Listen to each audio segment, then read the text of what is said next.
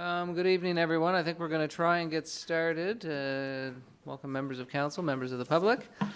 I will start by calling to order our monthly council meeting of July 21st, 2025, here in the beautiful city of Summerside.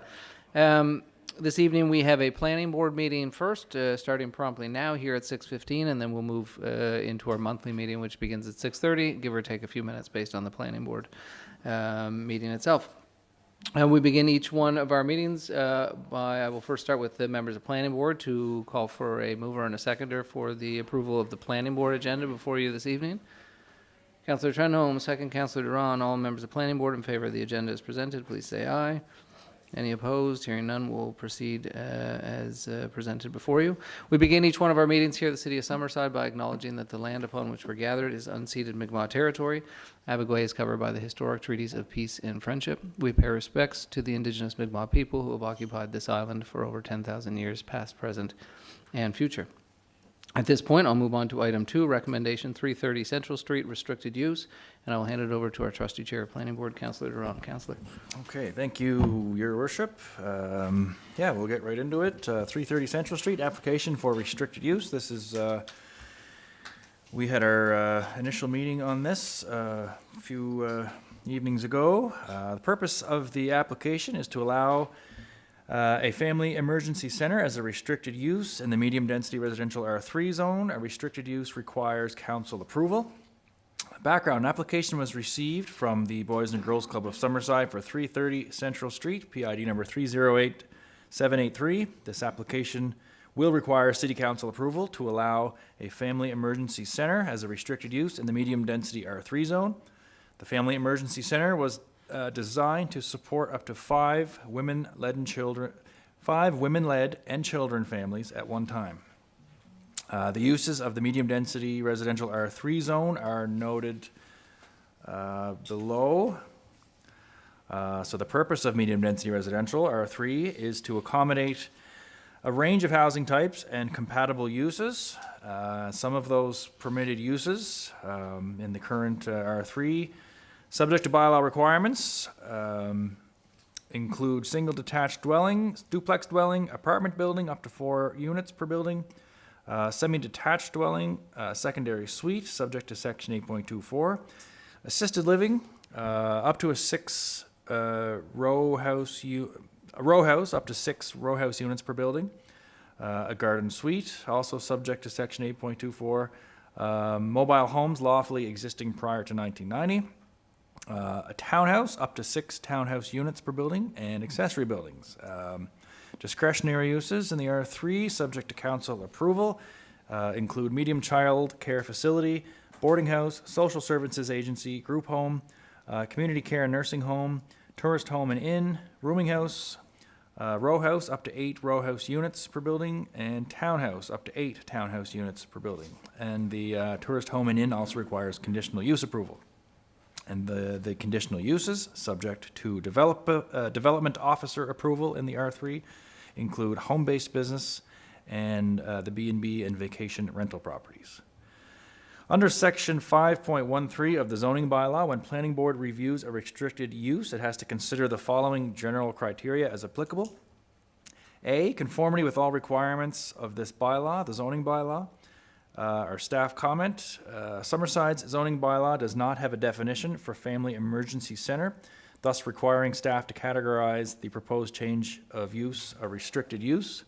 There are no specific regulations for a family emergency center, and the regulations under section 8.5 restricted use designation speak to how the restricted use designation operates. Therefore, restricted use conforms with the bylaw, section 8.5, subject to council approval. The current zoning, medium density residential R3, does not change. And there is the excerpt from section 8.5, the restricted use designation. I don't think I need to read that into the record, as it's publicly available at any time. B, conformity with the official plan. Staff comment, section 5.4.2 of the official plan speaks to housing for vulnerable populations. This application would directly support the objective and policies 1 and 3 of this section. And there is the excerpt of section 5.4.2, housing for vulnerable populations. I will read policies 1 and 3, as those are the ones that directly support this particular application. Objective policy. The objective is to facilitate housing for vulnerable populations. And policy 1, to allow supportive housing intended to provide a home-like environment. And policy number 3, direct transitional housing and larger supportive housing facilities to locations near downtown, collector and arterial roads, public transit, health clinics, and other government services. Design and scale of such facilities shall complement the surrounding area. The proposed restricted use would conform to the official plan, section 5.13, as the underlying land use will remain as residential. The restricted use designation is to accommodate unique uses where an official plan amendment would result in undesirable land uses. Should the restricted uses cease to operate for 12 months, the restricted use lapses and the zoning remains as medium-density residential R3 and can be utilized as such. The restricted use applies to the site, not the applicant. And then there's an excerpt from section 5.13, restricted uses. C, suitability of the site for the proposed development. Staff comment, this site is currently developed and is connected to city servicing and has street access. D, compatibility of the proposed development with surrounding land uses, including both existing and projected uses. Staff comment, the property is zoned medium-density residential, R3. The restricted use, family emergency center, is compatible with surrounding institutional, parkland, neighborhood, commercial, and residential neighborhood land uses. As per section 8.5 E, council may attach terms and conditions to the restricted use approval. Council may revoke a restricted use approval for a violation to any term or condition attached to an approval, subject to a recommendation from the planning board. Staff are not recommending any terms and conditions. E, any comments from residents or other interested persons? Public meeting was held on July 2nd, 2025. The public meeting notice was advertised in the June 14th edition of The Guardian. 30 letters were mailed to 22 property owners. Staff comment, at the public meeting, Adam Binkley, representing Boys and Girls Club Summerside, provided an overview of the proposed intent for the restricted use. The applicant also submitted a rationale included in this report for the need of the center and the model for operation of the center. No one from the public spoke at the public meeting, and no written comments were received regarding this application. The development officer received one phone call requesting the meeting date and time confirmation. F, adequacy of existing water, sewer, road, stormwater, and electrical services, city parking and parklands for accommodating the development and any projected infrastructure requirements.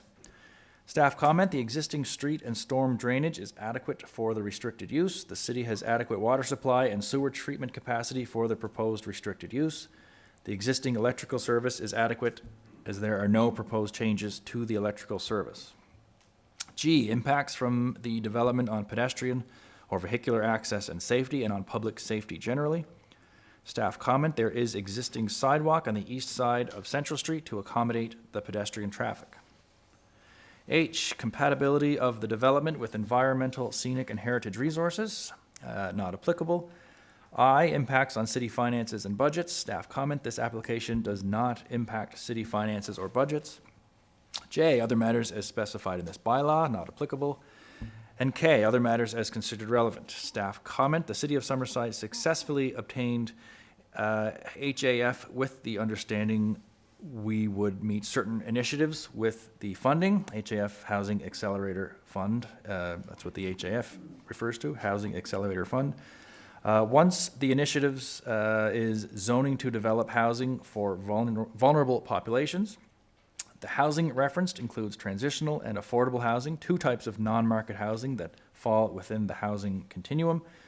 Emergency shelters are part of the housing continuum as well, and though are not specifically referenced, still support this HAF initiative. Staff review. Staff support the application from Boys and Girls Club of Summerside to allow a restricted use family emergency center at 330 Central Street. The purpose of a restricted use designation is to accommodate unique uses where an official plan and or zoning amendments would result in undesirable land uses. As per section 5.10, part B3 of the zoning bylaw, the planning board shall make a recommendation to council on this application before it is approved or denied. The planning board recommendation, whether carried or defeated, will be brought forward to council for a final decision.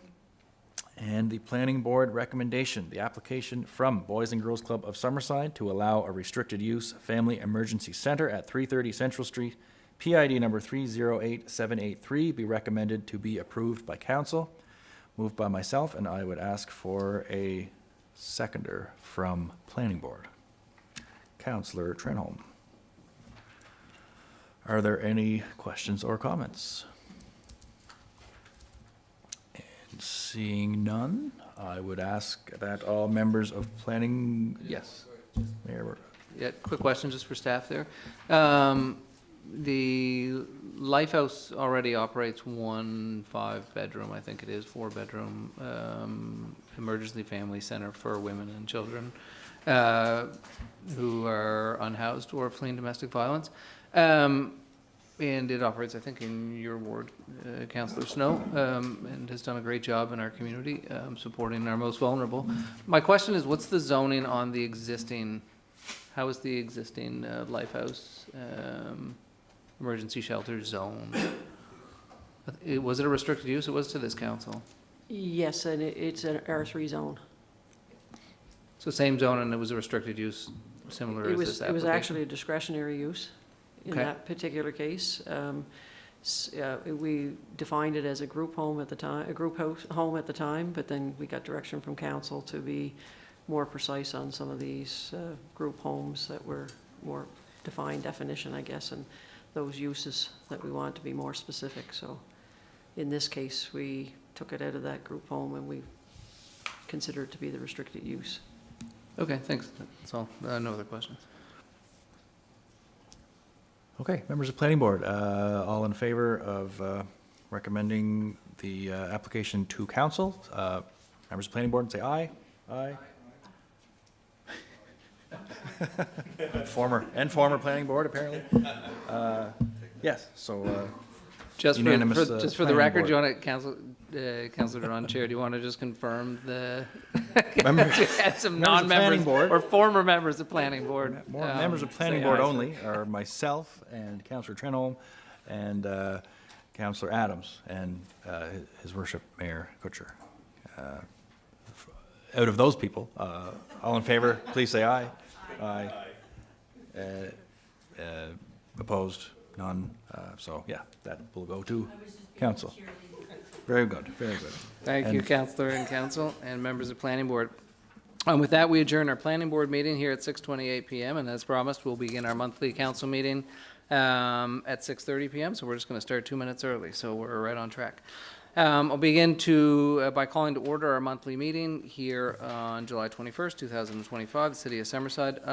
A call for a mover and a seconder for the monthly meeting agenda as presented in your package. Councillor Adams, seconded Councillor McColman. Any changes, revisions, adjustments? Seeing and hearing none, we'll proceed with the agenda as proposed. At this time, I'll call for any member of council to declare a conflict of interest with respect to any item on the agenda before you. Again, seeing, hearing none, we'll move on to item 2, minutes. I'm just going to make a little note here so I can speed it up. We're moving into approval of a series of minutes for members of the public. The first, I will call for a mover and a seconder to adopt the planning board meeting minutes of June 16th, 2025, and the planning board meeting of July 2nd, 2025. That's for members of planning board. Moves Councillor Duran, second Councillor Trenholm. Any changes, revisions, amendments to the minutes? Call members of planning board to vote in favor or against. What am I trying to say here? Call to adopt the meeting minutes as presented. All in favor? Any opposed? Changes, revisions? No. Sometimes I go too quick, and then when I start to think about what I'm supposed to say, I get myself tongue-tied. And I was away for the last meeting, so my apologies. Next series of minutes, the monthly council meeting of June 16th, 2025, the committee of the whole meeting of July 2nd, 2025, and the special council meeting of July 2nd, 2025. I'll call for council to approve, amend, or adjust any of those minutes as so presented. Moved by Councillor McDougall, seconded Councillor McColman. All in favor, please indicate by saying aye. Any opposed, changes, revisions? Hearing none, all of the minutes are adopted. Thank you for your patience. At this point, item 3, we move into accolades and recognitions, an opportunity for any member of council to speak to any accolades or recognitions in the community over the course of the past month. I'll open the floor to council. Councillor McCormick. I do, your worship. I just wanted to extend on behalf of mayor and council, happy 20th anniversary to Park Hill Place in Summerside. They just celebrated it last week, and they certainly, on Skierman Avenue, and they certainly provide a lot of community care to our seniors in the community. So congratulations to that service. Yeah, thank you, Your Worship. I just wanted to send out accolades and thank you to the staff of the Culture Department, Lori, Sarah, and the staff, as well as all the volunteers who work so hard at the Lobster Carnival. I was around there quite a bit this week or last week, and they worked their hearts out, and it was a hot day, and they did a great job as usual. Just wanted to pass that along. Well, I did have 2, but Bruce just stole one of mine. So that's okay. I'll just echo his sentiments. The other one that I'd like to say is a congratulations to Dan McCarthy. He participated in a duathlon in Spain representing Canada. He finished seventh place for his age overall and first place in, why can't I say place, for North America. So I just wanted to give him a bit of a shout out, and he will most likely be participating in the Tri-Lobster this weekend here in Summerside. Thank you, councillors, and certainly we all share in all of those accolades and recognitions. Wonderful people in our community doing wonderful things.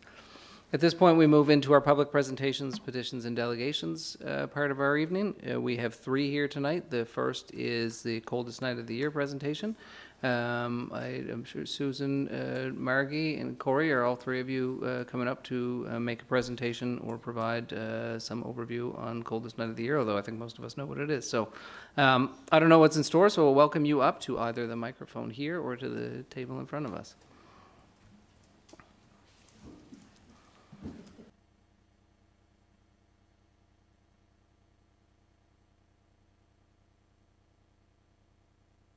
Coldest night of the year. Without the support of the city of Summerside, you've been gracious in so many ways. So we just wanted to present to you just a little token of our thanks. I know it's middle of summertime and we're thinking about coldest night of the year, but I think as we see on our streets, in our community, this is an issue that is not a seasonal one, unfortunately. It is year-round. We have a great city and we appreciate the support of council, and you've been very kind to us through the years. So that's all I want to say. Absolutely. Could we get a picture? Sure, is that okay? Yeah. Do it with a quick photo? Yeah. Is that okay? Is members of the public okay that you can get in the picture too if you want? It's up to you. Anyone who wants to get in.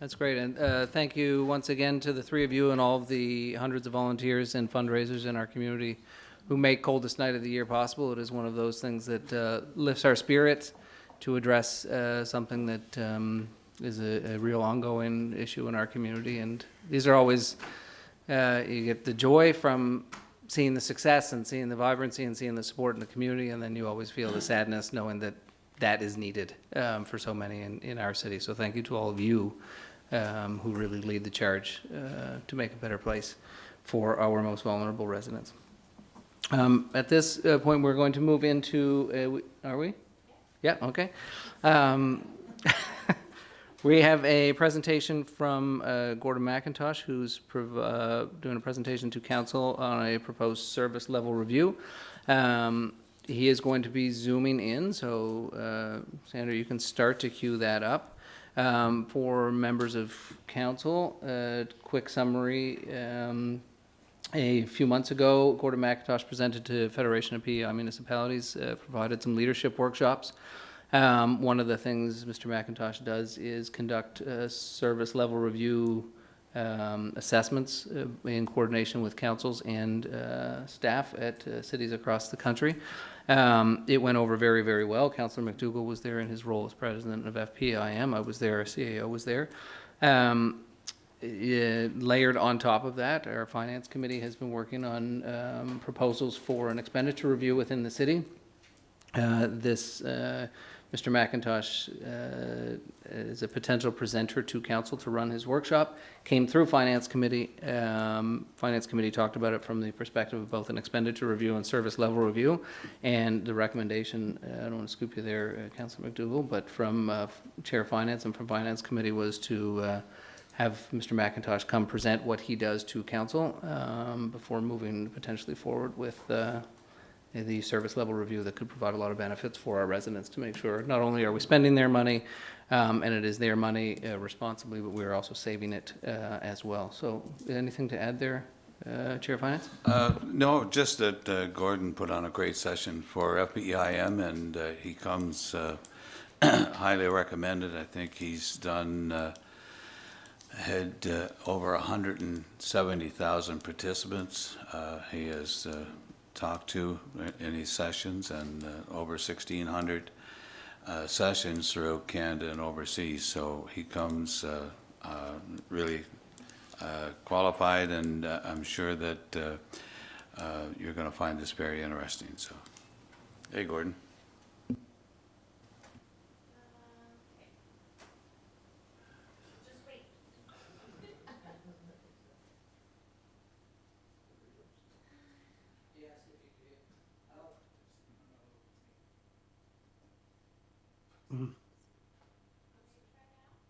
Hi, everyone. Hello. Testing. How are we doing? Testing. We can hear you, Gordon. Oh, shall I just start then? Yeah, we can hear you, Gordon. We've queued you up as well, so everyone Wonderful. knows what you're about to deliver. So I hope it's the same thing.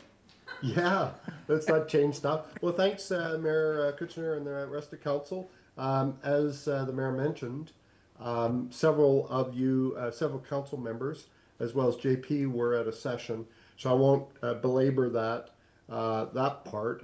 And so there was interest, as there are in local governments all across the country right now, with all kinds of externalities, downloading, offloading, service demands, growth demands, etc. And so attention to looking at, do our service levels match our capacity? So today, I thought I'd give you a quick overview for council, but in particular, Mayor Kushner, I wanted to show your colleagues where we would need them involved, and we've selected, potentially these two different times for council to be involved. So, basically, our capacity is equal to money, of course, but it's equal to time, staff time, council time, even policy parameters, right? Mandate parameters. And so those are all our capacity side. And do they actually mesh, align, if you will, with the level of service? And that level of service can come from, professional standards, legislation, public expectations, council expectations, etc. So that's really what this is all about. Now, what's the rationale? And I've started this one because I think when we start, we'd want to be very clear with council, kind of why are we doing this? What are we looking for when we kind of dig into our services, which is really kind of, I call it going into the kitchen, kind of into the detail. And so one, of course, is cost cutting, trimming costs wherever possible that makes sense. Another reason is making room because there's new strategic imperatives, new services that are required. In order to accommodate those and meet citizen needs and growth needs, perhaps we need to find room. So within our current service capacity. Another reason, quite frankly, I just have to kind of lay it out there across the country, and I see that with this council, I think if I've got it right, we've only really got one new person on council, so we've got a lot of history. I think that's Ken, sorry, Councillor Ken, so this is, I think, what happens across the country on average when we see around a 50% turnover in councils. There's a council that comes in and says, I'm not sure things are going the way it should. And so that's a kind of I call it a more of a forensic look, if you will. And I don't get a sense that's where you're at.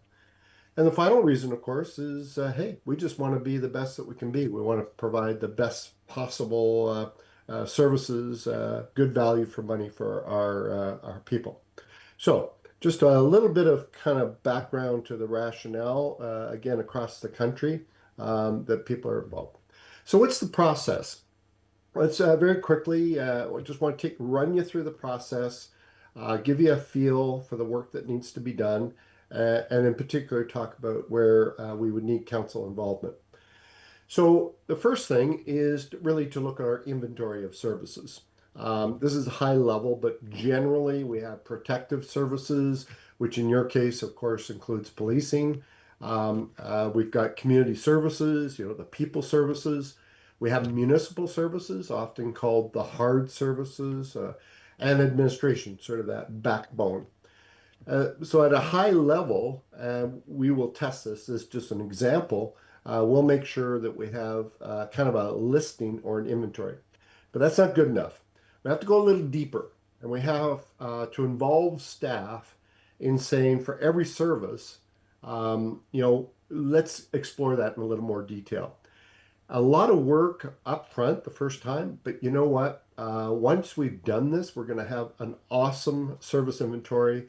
Anytime you have new staff coming in, anytime you're onboarding council, you'll now have a solid inventory with explanations of what happens within each service. Now, the important part, in order to do any kind of evaluation, is we need to have clarity of expectations.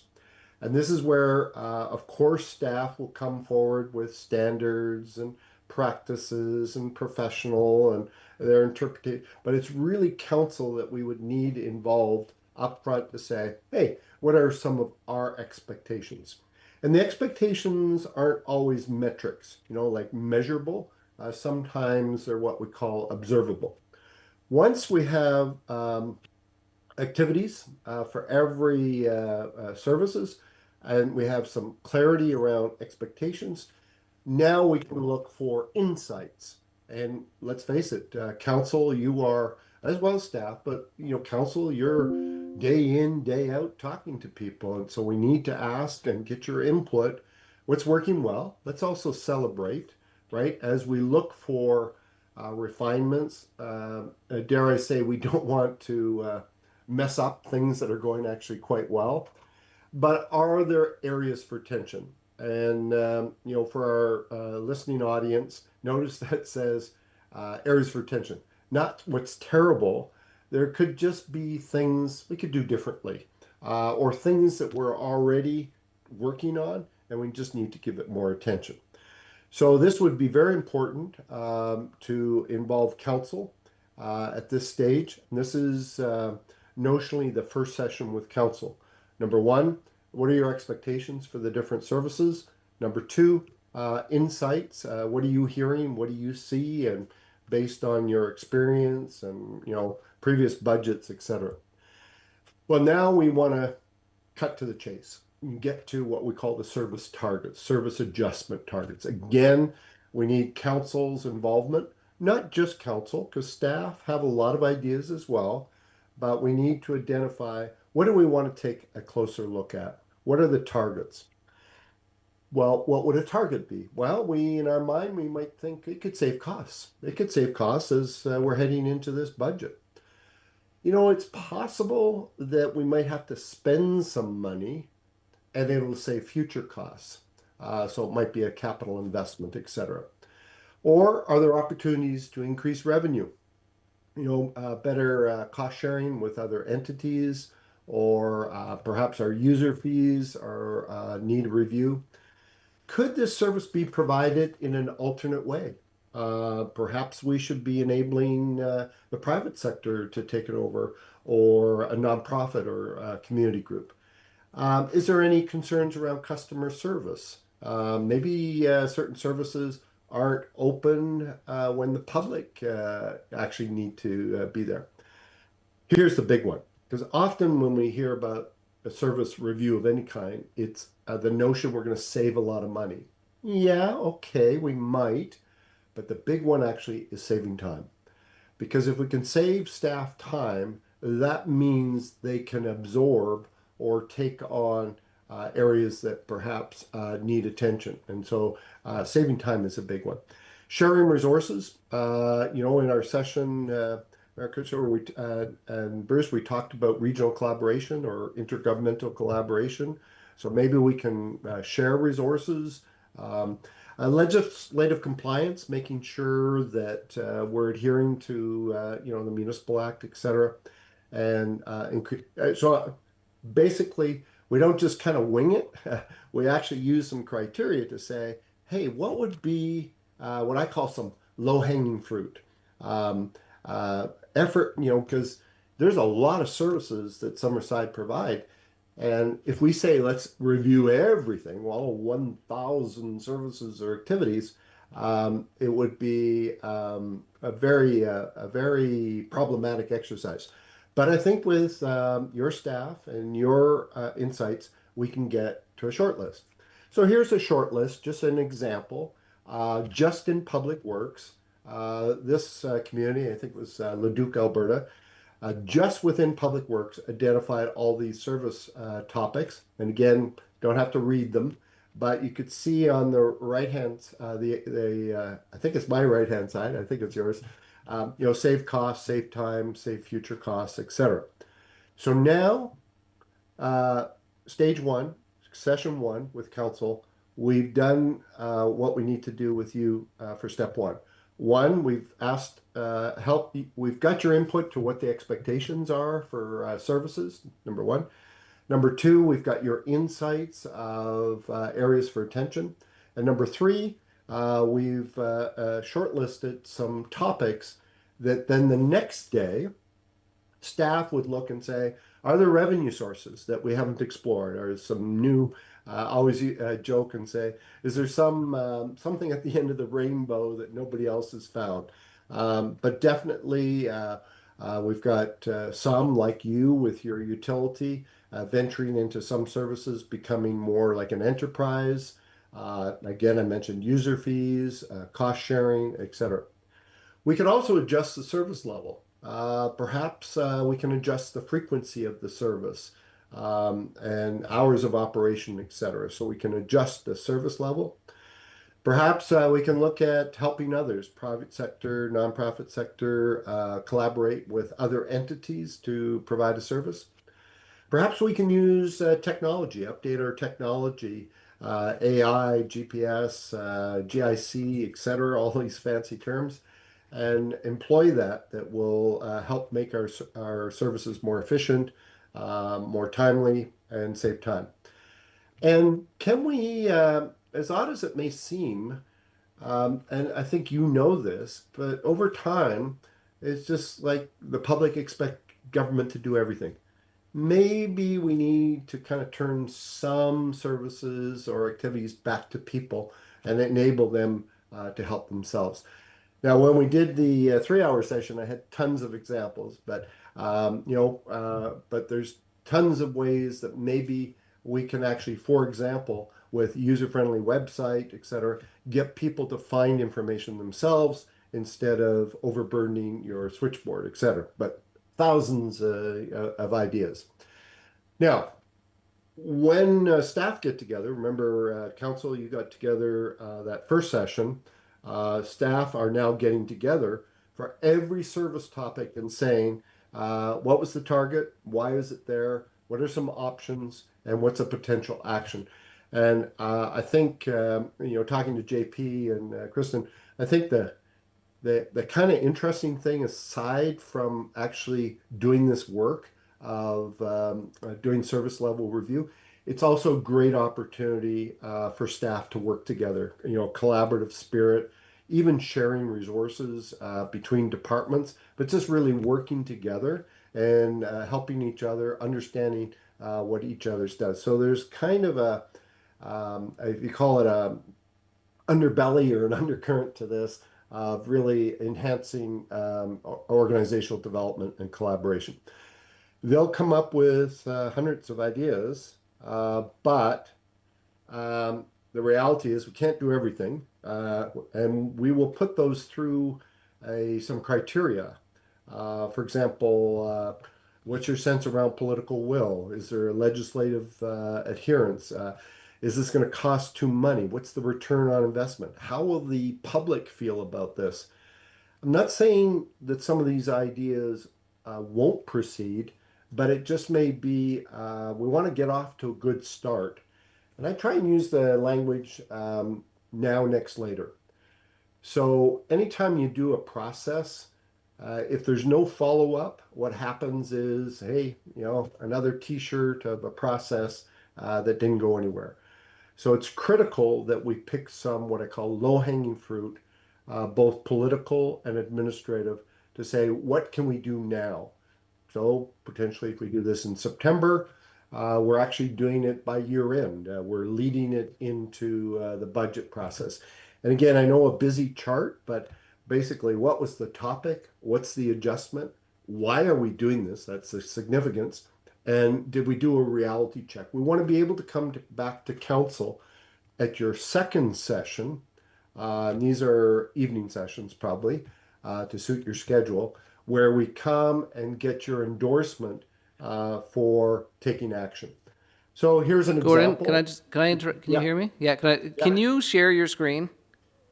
Yeah. We've just got you in your animated self, which is great. But I Oh, you're think, not because seeing I've the seen screen? this, so I know what the slideshows are.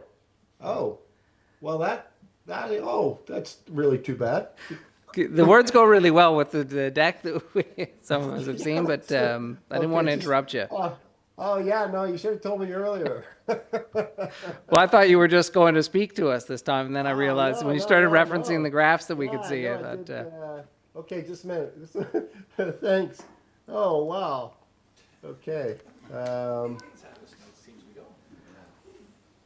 there we go. I will. That's There it. we go. Yeah, and if there's any chance you can speak a little closer to the microphone, that would also be helpful. I think our volume is fully up. You bet. Yeah, I'll Okay. hand it back over to you. Sorry to interrupt. Yeah. Oh, no worries. Yeah, thanks for doing that. I don't think I'll play from the start, though. So just a review to get to the critical mass, which is where we're at now. Remember, staff assembled to do some work, get the base inventory. We have an evening session with council to talk about your expectations, areas for attention, insights, and get to those key topics. Day 2 is when your senior management team with staff actually explore all those strategic topics and put them through a reminder of why are we doing it. So what was the topic, column 1? What's the adjustment, column 2?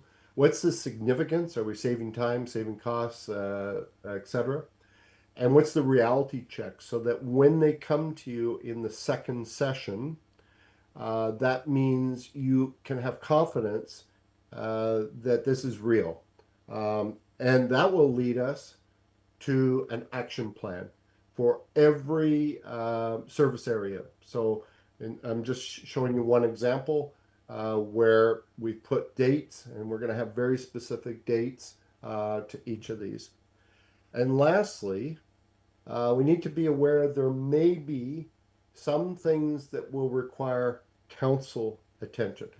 A lot of the ideas will be, staff could just go and do these, not a problem. And it's good for you to know those are happening, give you confidence.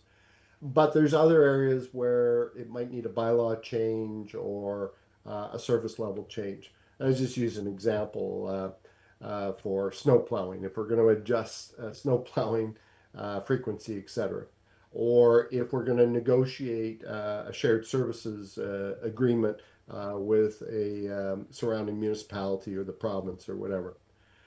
So apologize, I didn't realize you were missing the visuals, and apologize to our viewers as well that you weren't able to kind of see the examples of the different process. But let me stop there. Great, thank you, Gordon. That's helpful. And again, what we can do also, perhaps we can share the deck around so the council can walk through. When we did the FPIM leadership, that was a full day session, and a number of us worked through it. And I think the thing that we all came out of it, that connected us, and then what had us want to reach back out to Gordon, was that the process really worked from a council. There was councillors and mayors and staff. It really worked for everyone who was there because it was really tailored and obviously created by someone who understands how a city operates and how the different pieces of a city operates, as opposed to it being a generic consultant coming in and who doesn't have that lifelong expertise. So this slide here looks super confusing now, but when you work your way through it and Gordon takes its path, it really provided some clarity to all of us. So I'd sort of open it up for any questions from members of council or staff, or any further comments from council and staff. Anything to add, JP, in terms of you and Kristen had looked at this as well, from whether or not it would be of value for the organization itself?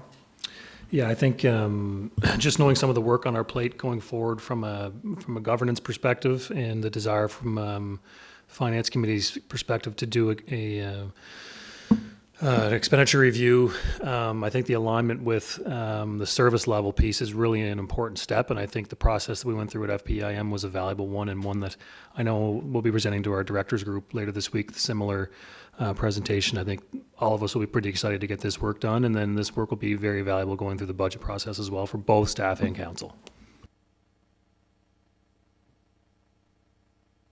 Great. Any further questions? No? Hearing none. Gordon, thanks for joining us. And like I said, we will share, Sandra, if we can share those slides with council as well. And I think CAO and Chair of Finance will follow up. Great, thank you. Great, thank you. Yeah, apologize that you didn't see everything, but that's hopefully Sandra has the slide deck. So thanks very much for the opportunity. Great, look appreciate forward it. to hopefully seeing you in the fall. Great, looking forward to it. Take care. Bye-bye. Thank you. Thanks, Sandra, for the Zoom and. Yep. At this point, we'll call up Director Goody. We have our municipal services overview for members of the public who are here. After that, we'll move into our appointments and the reading of bylaws and resolutions. Again, for members of the public who are joining us here in person or virtually, each council meeting, we have an overview update of a department or a division within the city. It provides the opportunity for staff and council to go back to what the purpose is of each branch of the city, and for us to ask any questions, and also the opportunity for staff to continue to update council on the ins and outs of how the city works and operates. So today is municipal services, and we're here joined by Director Greg Goody. So Greg, I will hand it over to you.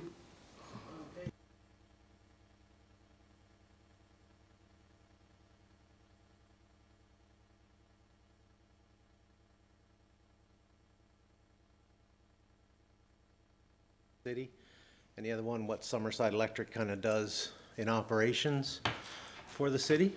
So the first one here is municipal services. So municipal services consists of public works, water, sewer, and storm drainage management of the system. And we also look after the capital needs for operational equipment and different maintenance items in the city.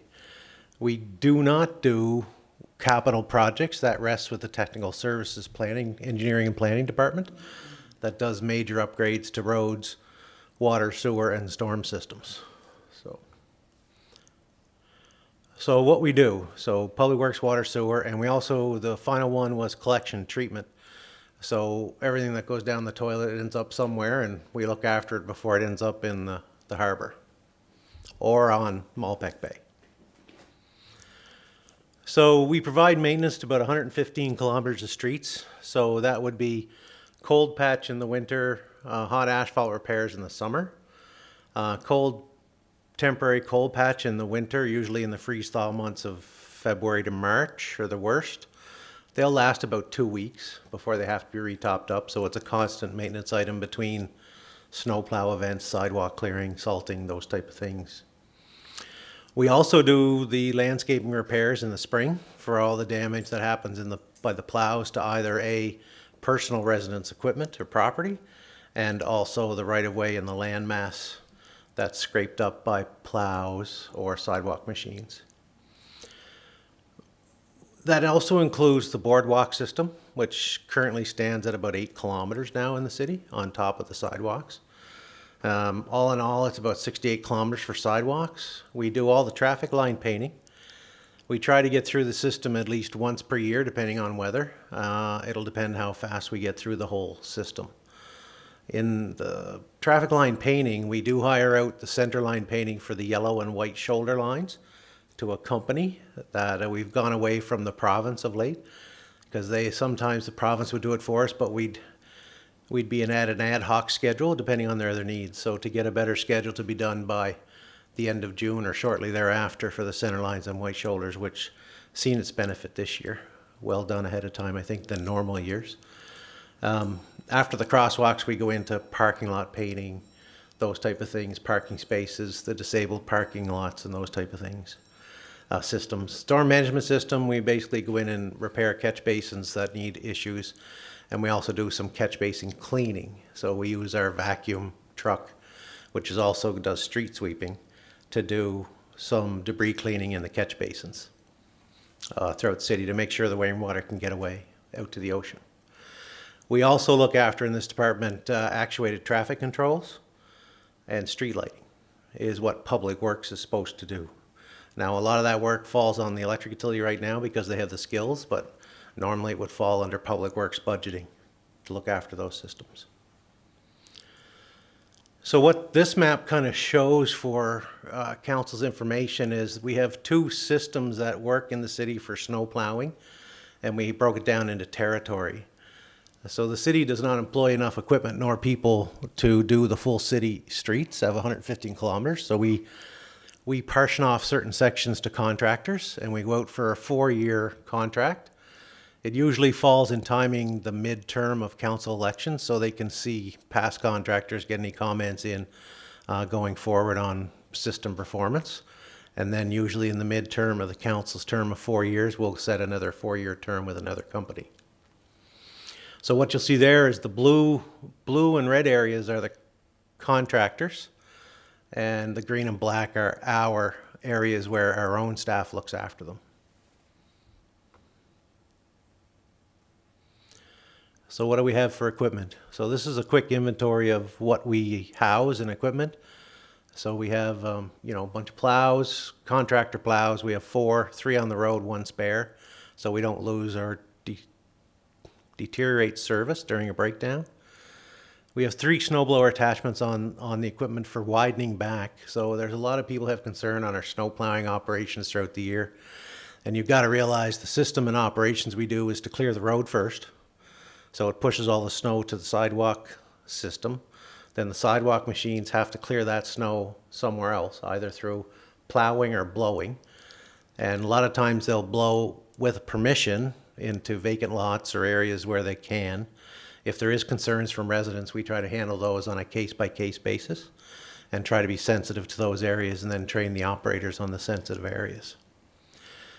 We have 2 salt trucks that cover the full city, and normal plow times are around 5 hours for a 20 centimeter or less snowfall. If we get over 20 centimeters, that usually means we push everything off the road, but then we need to blow it back with the big blower, so that takes a lot more time for widening.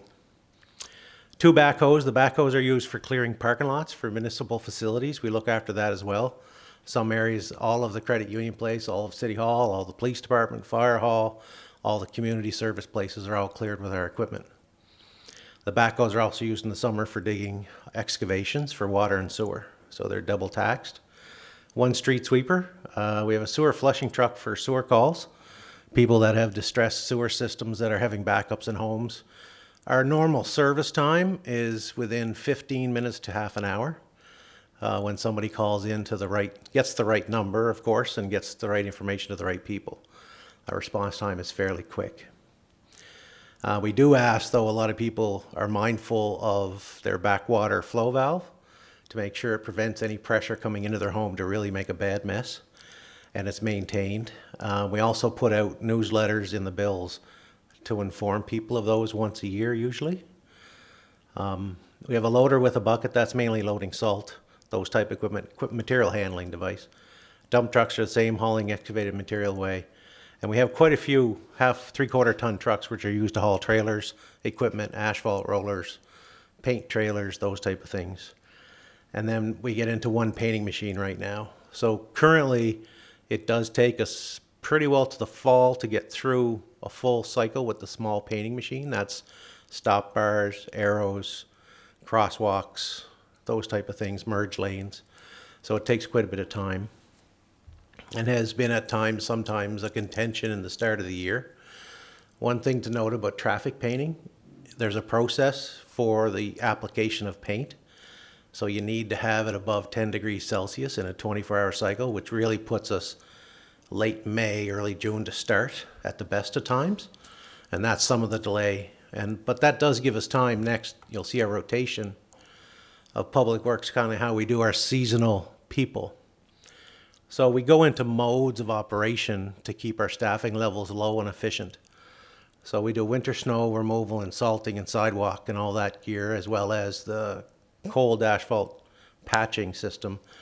Basically November 15th, April 15th. So that's the season of snow lately. It does shorten or lengthen depending on the season, but that's pretty guaranteed year over year. As soon as the snow stops, we go into lawn right-of-way repair. And you've got to realize there's a lot of some complaints come in there too as well. And that's really from, you need to have topsoil and seed take grass. So topsoil is not available in an unfrozen state until later, mid-May or so, and that's when topsoil goes on with the grass. So at first, the first kind of tranche of maintenance is really flipping over the large sods that got turned over and putting that all back in place, asphalt curbing that got tore up, those type of things. Traffic light and painting, we start May 1st. That's a separate crew, provided weather is permitted based on application. The thing to note is if you start earlier with painting, you don't get a good cure, it won't last. So it'll be torn apart pretty quick. The sidewalk repair, we go into, asphalt patching is next. We go into a May 20th to roughly July 1st, it's completed. We're a little behind this year based on some things and the amount of maintenance that's required every year, but usually it's definitely completed by the end of July. That's 2 areas again. We hire a contractor for the same territory as for the snow, and we do the interior ourselves with our own equipment. Sidewalk repair, we get an assessment from Tech Services Planning Department usually on all the hazards. We repair those in our policy before July 15th. And then, of course, after that, it's emergency work that arises. So the city has a policy of a 1/2 inch trip hazard. So if there's anything notified in 1/2 inch, that's considered emergency repair for hazards for tripping. Signage repair is all year round, pretty well we fit it in, but we do concentrated efforts in the middle time after hot asphalt patching. And of course, the construction season to support the capital works of the city, they need operations to turn off valves, do connection of water tapping, sewer taps, sewer connections. We also need to facilitate any storm system stuff for capital. For taps, for turn-offs, those type of things. Lift station maintenance then begins in August 1st to September 30th. So we go around and clean all the lift stations. There's 14 in the city. If we don't clean them, they'll clog more often and cause more backups. So that's a necessity. And then in September to October, we're doing hydrant flushing. So that there's about 658, I think, of last count, hydrants in the city that we go around and operate and flush. And that makes a couple things, that the hydrant is ready to be used by the fire department and that the water pressure is there ready to fight fires. Other than that, it's just general things that pop up through the day that we try to work in our schedules. So we do all that with 15 people in that department, 16 including myself. There are 3 supervisors, working foremen, some equipment operators, wastewater operators, semi-skilled, sorry, a little more than 15, I guess it's around 20, including the collection treatment plant. There is 1 heavy equipment mechanic to keep all our gear running in case of breakdowns and maintenance. And we do hire 4 seasonal traffic controllers usually, and or seasonal workers to help paint fire hydrants, paint catch basin lines in yellow, those type of things. And these people also work after all utility systems. That's water treatment, the chlorination of the system, the sewer collection systems, and they're all cross-trained. So in most cities, there are divisions of public works, divisions of water, divisions of sewer, and that is the uniqueness of the city of Summerside and the staff they have able to do it. They are dedicated people. They work hard. They're cross-trained. They're multi-skilled. They put their hands to a lot of things that get done for the city with a really low amount of resources, in my opinion. The water utility. So we have pumping capacity of about 4175 gallons per minute, and that's legislated and regulated by the province for how much you can take of groundwater out of the utility. 2,000 gallons of storage in water towers. That helps fire pressure for fire reserve and firefighting in the city of Summerside. 14 pumping stations. And there's 6 individuals and 8 in different well fields, 5 in one well field, 3 in another. 118 kilometers of piping to maintain. So if there's a water break, we look after it. A valve breaks, we look after it. A water turnoff for repair, we look after it. And you got to remember, there's over 8,000 homes in the city of Summerside. We chlorinate the water supply, regulate it to a parts per million to the regulation of the province. We don't do fluoridation treatment. It's come up a few times in my history as to why not. There was a plebiscite in 1968 in Prince Edward Island, and a few people adopted it, few didn't, from what I can remember. Summerside opted not to do the treatment at that time. And we do about 750 tests, water tests all year, chemistry, bacteria, nitrates, to make sure the water is safe to drink for the city of Summerside. In the sewer utility, we have a tertiary treatment plant, level 4. It's probably the highest, one of the best systems around you can use for non-chemical treatment of sewage treatment, and gets the effluent numbers really low going out to the harbor. That's probably the best treatment level you can get for the Summerside harbor. There's 14 lift stations to maintain, 111 kilometers of piping underground, which again, if it breaks, we fix it.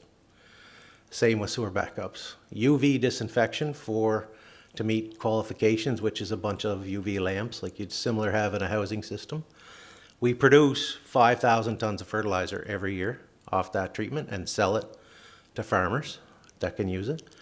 And the biggest thing here is we protect the sail fishery in the Summerside harbor. For the city of Summerside's inhabitants, we create a safe, non-polluted environment for water and sewer, and then we also make sure it's safe in the harbor for people to fish oysters and other fisheries. If we make a mistake in our treatment facility, that area gets closed down, and those fishers are out of business, as well as there's an oyster plant, I believe, in Salutation Cove that gets affected as well, out near Bedeck. And what that looks like is this. So these are the normal areas of what's allowed to be fished in the city of Summerside Harbor and area. And the red is prohibited. You can't fish there at all. That's near the outfall of the sewer treatment plant. And the other colors dictate how long they have to be in filtering areas before they can be sold to market. If there's a mistake, that full circle goes to red. So that's what it affects an area for the operation of the sewer treatment plant. So I always say those staff are the number 1 and the number 2 business. So on that summary, we We do 24 hours a day, 365 days a year, support and service for pagers for any issues in the city of Summerside. Could be a motor vehicle accident, could be a sewer plug, could be a water break. That's what they do, and that's what they're committed to. And it also could be a 911 call to get a policeman or an ambulance to a hospital in a snowstorm. So there's lots they do, and they do it well. So the other thing, last thing we do too, is we make sure the water meters are read and given to Kristen for billing to get the revenue to support it all for the city. And that's pretty well it for that one. Any questions before I move on? Questions? I'm just, some things that come up from the public. You had talked about the painting, the lines and so on. Can you explain to people, like, it doesn't last as long? Like, we've had this discussion Sure. a few times. Can you explain, like, what you're allowed to use and stuff now compared to? Sure. before? So the federal government of Canada has dictated the reduction of volatile oil compounds in painting system because they believe it's a hazard to the environment. In the winter, which not many people in Canada paint in the winter, it's 450 milligrams per liter. And in the summer, it's 150 milligrams per liter, I believe. That's allowable, which dictates the paint needs to be basically water-based paint. And water-based paint, if cured properly, will last a good season, and it will be durable. The issue of durability in Summerside is studded winter tires. You'll see in most spots, if you travel the roads and you notice where the tires predominantly are of the roadway, there's no paint. And then you get a bit of white in a patch, and that's really from studded tires. And trucking has a harder use on the material. There are other types of material at a much higher cost and application that can be used. We've investigated many. Tech Services, Planning and Engineering have tried it in different areas. And I believe currently they're going to try a new application on the East-West Connector Road and do an evaluation of how long it will last on that road to see if it's worthwhile for the city to change its painting process. But it's not for the light of heart. All the equipment has to change, and it takes a little bit longer to apply for that. So that's the reason why we use water-based paint, and the reason why it doesn't stand up is mainly because of winter activities with shoes on the loaders and blades that rub on the pavement when they're clearing snow and tires. Right. Yeah. Another one that comes up a lot is why salt and then plow? Salt first is to make sure the snow doesn't pack on the roads. Right. That's 100%. I know you've told me 1,000,001 times. Yeah, there's an application, we try to get an application of snow before 5 centimeters accumulates on the roads. And if it stops at 5 centimeters, there's no need to plow. The salt will do the job. Secondly, if salt's not applied and it's a certain type of snow and traffic get out before we plow, there was a few years that happened in the city where there was almost a foot of snow in spots where people got out ahead of the plows and tramped down the snow and then created a kind of thing. And then we had to use graders, which we don't have, to scrape off the snow and ice. And it was a very difficult time and trying for the city at that time. So ever since that event, we always try to get salt out first, if we can. Right. Yeah.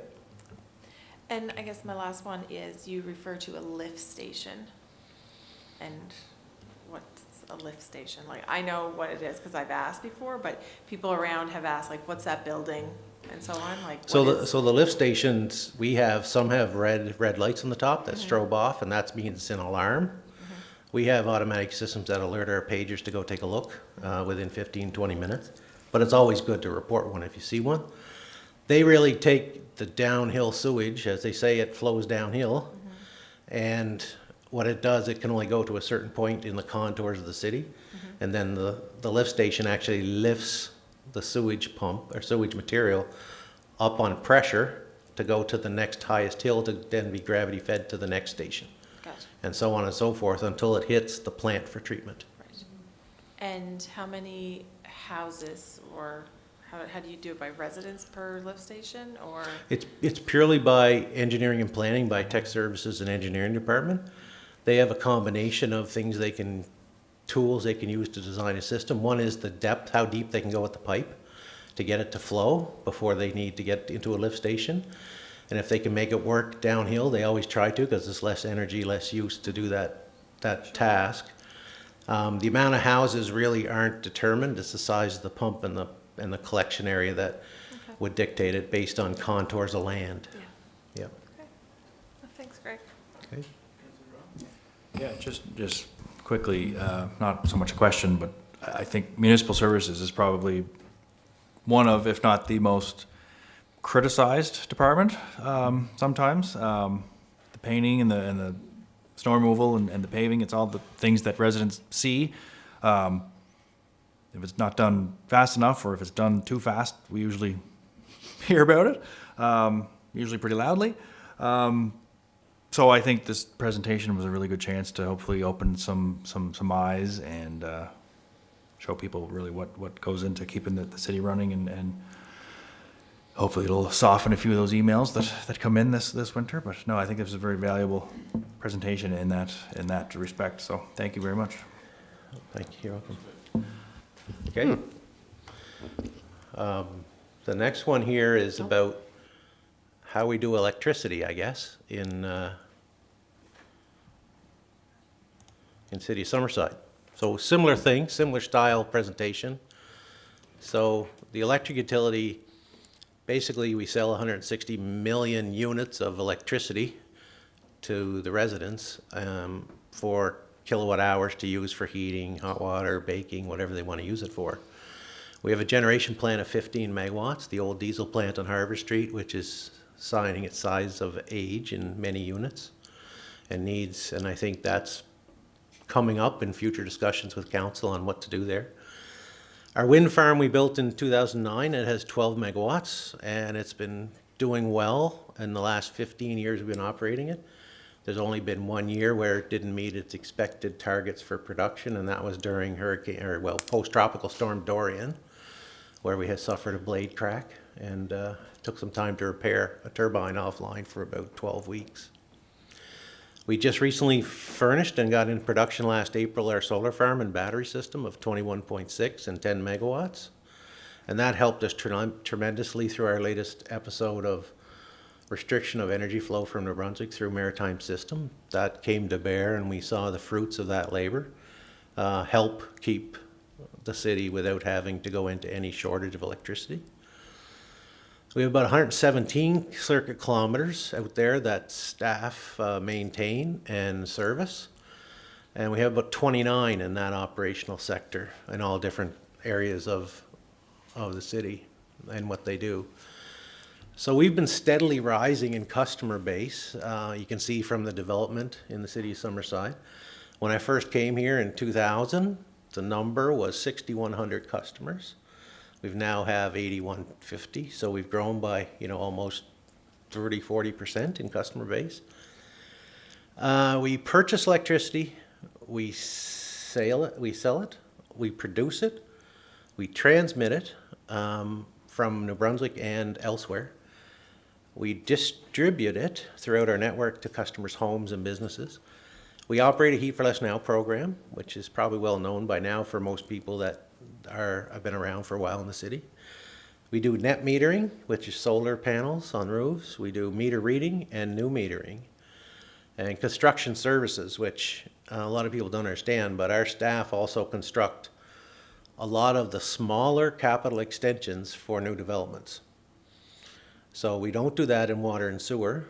That's done by contractors, but our own people do our own construction of electricity for the smaller jobs around the city, similar to like a drive line expansion out on Greenwood Drive, the Mission Thrift Store. But what we wouldn't tackle is a large construction like Sunbank line of, say, 4 kilometers, or the new circuits we're building in the city of Summerside. They'd be by contractors, as will the East-West Connector will be done by a contractor. It's 2.6 kilometers. We also test meters, so a lot of people don't understand there's about 750 to 1,500 meters we have to test every year to make sure that we're compliant as a business to bill electricity and that the meters are accurate on the billing system. And then we also operate a smart grid. So what does purchasing mean? Purchasing electricity means every hour of every day we forecast load, wind, and solar. We accept what's coming from our West Cape people that we have contracts with by power. We have our own wind farm, our solar battery, and MB Power. So those are kind of some of the numbers that make up the 100%. They change year to year as our load grows, but those are rough numbers. Like 22% comes from West Cape, 24% from our wind, our own wind, 18% from the solar and the battery, and then 36%. That's climbing in a few slides later, we'll see. But the purchasing of engine, what we do is every hour we send a new schedule to everybody that we do business with and tell them what energy we're taking to suit the needs of the City of Summerside customers. Same thing, we also send schedules out every hour, every day to sell our excess where we can and when we have a buyer. It's not a great price of electricity when you're selling it, when it's not scheduled flow, it's excess, but we try to sell it where we can. Of late, we're not selling anything lately. It's just too variable. So on the production, so some of the numbers on the production we come from, we're highly renewable in our portfolio of where the energy comes from that we then turn around and distribute to our customers. If you look at the numbers, we're about 62% of our local renewables on PEI. That includes the West Cape Wind Farm. And the other 38% comes from MB Power currently. So, but MB Power in their environmental documents say they're 80% carbon free. So if you do all the math, City of Summerside is 92% renewable energy, which is quite a high number for a city of this size. When we transmit electricity, which came up late in the February curtailments of such, we have two paths that we get energy. One is from West Cape to us, and the other is from Murray Corner, New Brunswick to us. Everything else is generated here in Summerside. And unfortunately, both those paths were restricted when Maritime Electric had their incident on their system. So we couldn't get energy from West Cape, nor not much from New Brunswick. And that represents 20% of our energy needs roughly at West Cape and 40% Murray Corner. So as you can see, we had a 60% restriction. So it's important to understand where our transmission has to come from. Our distribution of electricity, this is a busy map, but it's a map of the City of Summerside, and it shows where all the electrical circuits feed in different areas of the city and how we know where things feed and what to do to maintain them. It's actually now interactive on the website, so it's a pretty good tool that communications teams and GIS services has done to create an interactive map. You type in your address and you'll know what circuit you're on. The important thing to note about this, the latest initiatives of Summerside Electric is to build 2 new circuits in the City of Summerside, which are underway. One is just finishing up, ready for this winter, which is out towards Water Street East. So that whole circuit, you'll see there's only really one circuit that feeds that way, orange, and the other one back feeds but has limited capability in green. So we're adding a third option out there to support load for all the growth that's happening out there from the subdivisions, the Woodward Shaler Park, and those type of events. The other circuit, which is starting next year, will go up through the center of Tower Street, Maple Avenue, those areas, to help with that load growth in that part of the city from electrification. So those are the 2 big initiatives on that time. The other side we do is we have built a fiber system. We did stop in 2016 investing in it because there's other options of how to do a smart grid out there than just fiber. But we do have them built, and we currently are renting space for Buzz Network to offer internet services to those customers in the area at a fee for them to access our network. And from what I'm told, customers get an option for a less cost internet business from that investment. We have roughly about 588 appliances on Heat for Less now, and it represents about 14 million kilowatt hours of sale on the system for us. What are our equipments? We do this all with 3-line trucks, an electrician lift truck for street lighting, and Christmas lights and all those things we do. Electrician work vans, which we do for doing maintenance on meters and maintenance on city facilities. Most facilities, with the exception of the credit union place, gets all their electrical maintenance done by our staff usually, unless they're unavailable and then a contractor's used. We have 2 3/4 ton trucks, 1 half-ton truck, 3 electric cars, are there, one for the meter reader and one for our Heat for Less Now and one for the service building. Since this slide was done, we have added 2 electric trucks to Sunbank as well. So we now have 3 electric cars, 2 electric half-ton trucks, the Ford Lightning, and we have 5 trailers that do miscellaneous work around the city for hauling reels of wire, transformers, those type of things. So what we do, we all work as a team, and we all try to do what we can to support everybody in the team. There's not too many set disciplines in the electric utility. Basically, we try to make sure we handle everybody correctly between developers, customers, contractors, and building developments out, ordering the pad mounts that are long lead equipment of almost 2 years. That's dropped now back down to about 12 to 13 months, which is good news for developers. We have a purchaser there that purchases all our material. Our float capital inventory is about, now I guess it's closer to $1.5 to $2 million of material we have in stock at all times to support the operations and construction activities. The store clerks, meter readers, and we usually hire 2 seasonal students trying to support the industry and 1 intern. And in summary, same thing, we're on the clock 365, 24/7. And that's for pager response. The pager response time here is approximately the same as the sewer, between 15 and half an hour, depending on where the employee is residing, based on what he needs to do to go take a look and see what's going on. So usually when the power goes out and it's reported, you can expect a response time between 15 and 30 minutes. If it's a city-wide outage, between 30 minutes and an hour. Things are usually starting to get back to normal. But just as a kind of a stick, or if anybody's sitting there with a time clock, you can time us and tell us how well we did. That's kind of us in a nutshell, I guess. Councillor Ron? Just a real quick question. Typically when there's a delay resulting in an outage, a lot of people like to sort of blame new development and you know, say things like the infrastructure can't keep up. Just kind of wondering how much of that is perception and how much is reality. Sure. So, long story short is that the only time we get into issues of energy security supply is when there's a failure on the transmission system getting to our doorstep. That is rare. It's happened once since I've been in my career here of 25 years that's occurred. However, the electrical system transmission-wise getting to our doorstep is getting more and more constrained, which is probably the bigger risk item than actually having an issue on our distribution lines. So to give you a rating, I guess, our circuits can handle about 9 megawatts apiece of energy. We have 11, so that's 99 megawatts of capacity roughly, and we have 35 megawatts of load. So it's not usually our distribution system that's the issue.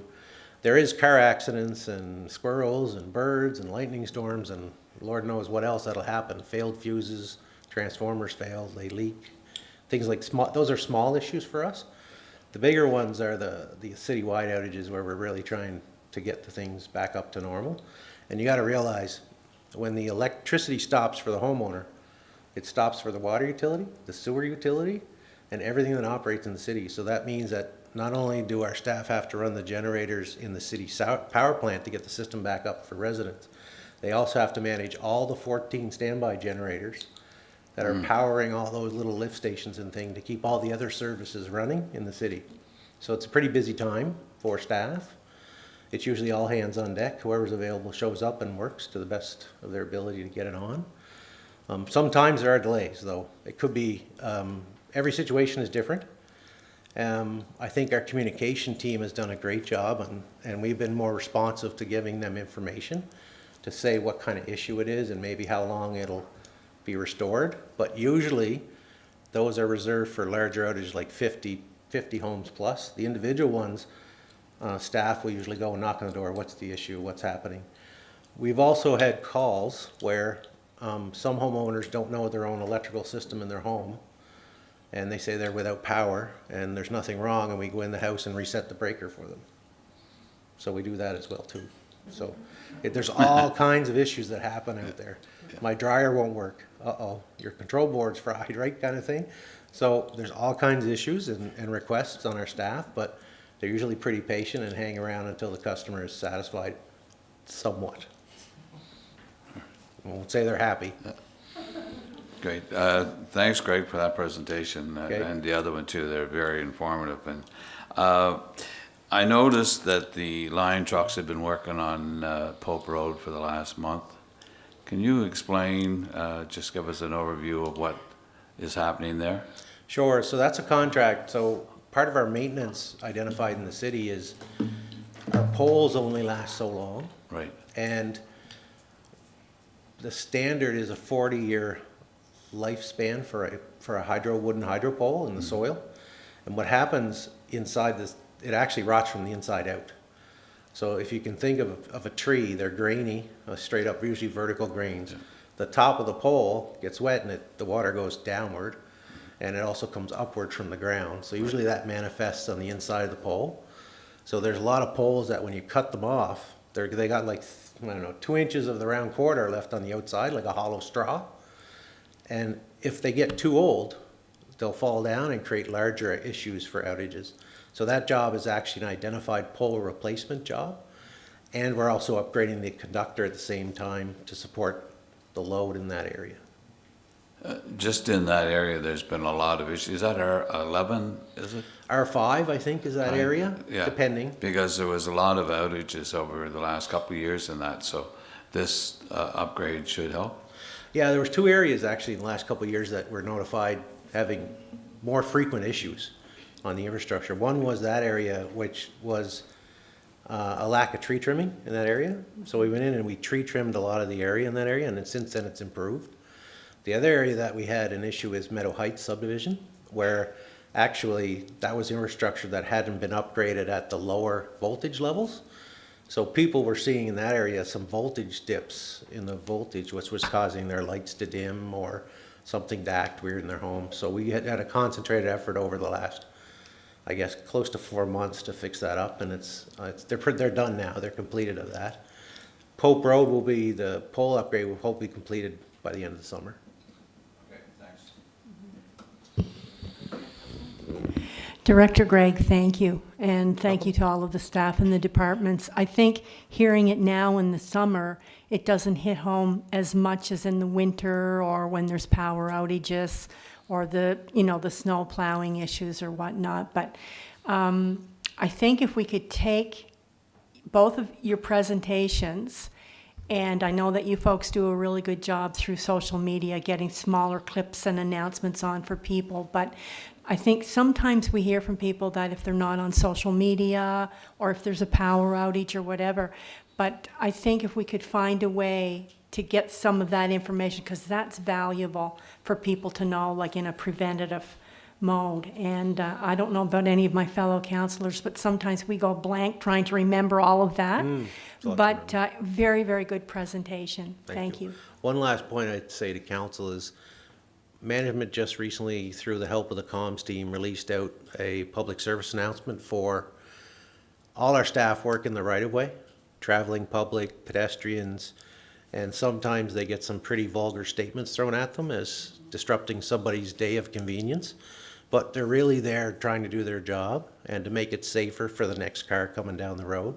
So I'd ask the public to be patient and to be respectful of workers when they're working in the right-of-way, and always keep an eye out for the flaggers as well. Thanks very much. All right. Thank you, Greg. Yep. And thanks to you and your entire team. With that, we'll move to item 5, appointment to committees. We have a resolution here this evening. I think it'll be read in by Councillor Adams, also chair of our Safer Community Committee. Councillor. Thank you, Your Worship. So Resolution COS 25-078, moved by myself, seconded by Councillor Trenholm. Whereas the Safer Communities Committee seeks to foster proactive prevention, enforcement of bylaws, and collaborative problem solving that will lead to a safer community. And whereas the committee accepted applications for community member positions, be it resolved that Daniel Albert, Tracy Wadman, and Renita Bartlett be appointed to the Safer Community Committee. Thank you, Councillor. Resolution COS 25-078, moved by Councillor Adams, seconded by Councillor Trenholm, is on the floor. Comments, questions, statements from members of council? Seeing and hearing none, I will, before I go to a vote, I will just make a quick note as well that this committee work also internally includes our Chair, Councillor Adams, Chief Black here, the Policy and Community Services, as well as Mayor and CAO, and that the appointments brought forward in this resolution are consistent with the public appointment policy adopted by this council within the last 18 months. So with that, we'll call for a vote. All in favor, please indicate by saying aye. Any opposed? Hearing none. Thank you, Councillor Adams. The resolution is carried. And the appointments are made, and look forward to that committee really getting underway in, I think we're September. At this point, we'll move on to item 6, introduction and reading of bylaws and resolutions. I'll pass it over to our dependable Chair of Planning Board, Councillor Duran. Councillor, over to you. Thank you once again, Your Worship. So first item up this evening, official plan and zoning bylaw amendment applications for 232 Simmons Avenue. Background, an application was received from PCHF Investments, Inc. for an official plan and zoning bylaw amendment that affect PID number 1169465 and PID number 71340, cumulatively known as 232 Simmons Avenue. The purpose of this official plan and zoning bylaw amendment is to amend the existing agricultural land use and zoning to comprehensive development area district to create an overlay that designates 2 separate development areas, health and learning districts 1 and 2, and defines the permitted uses for each area.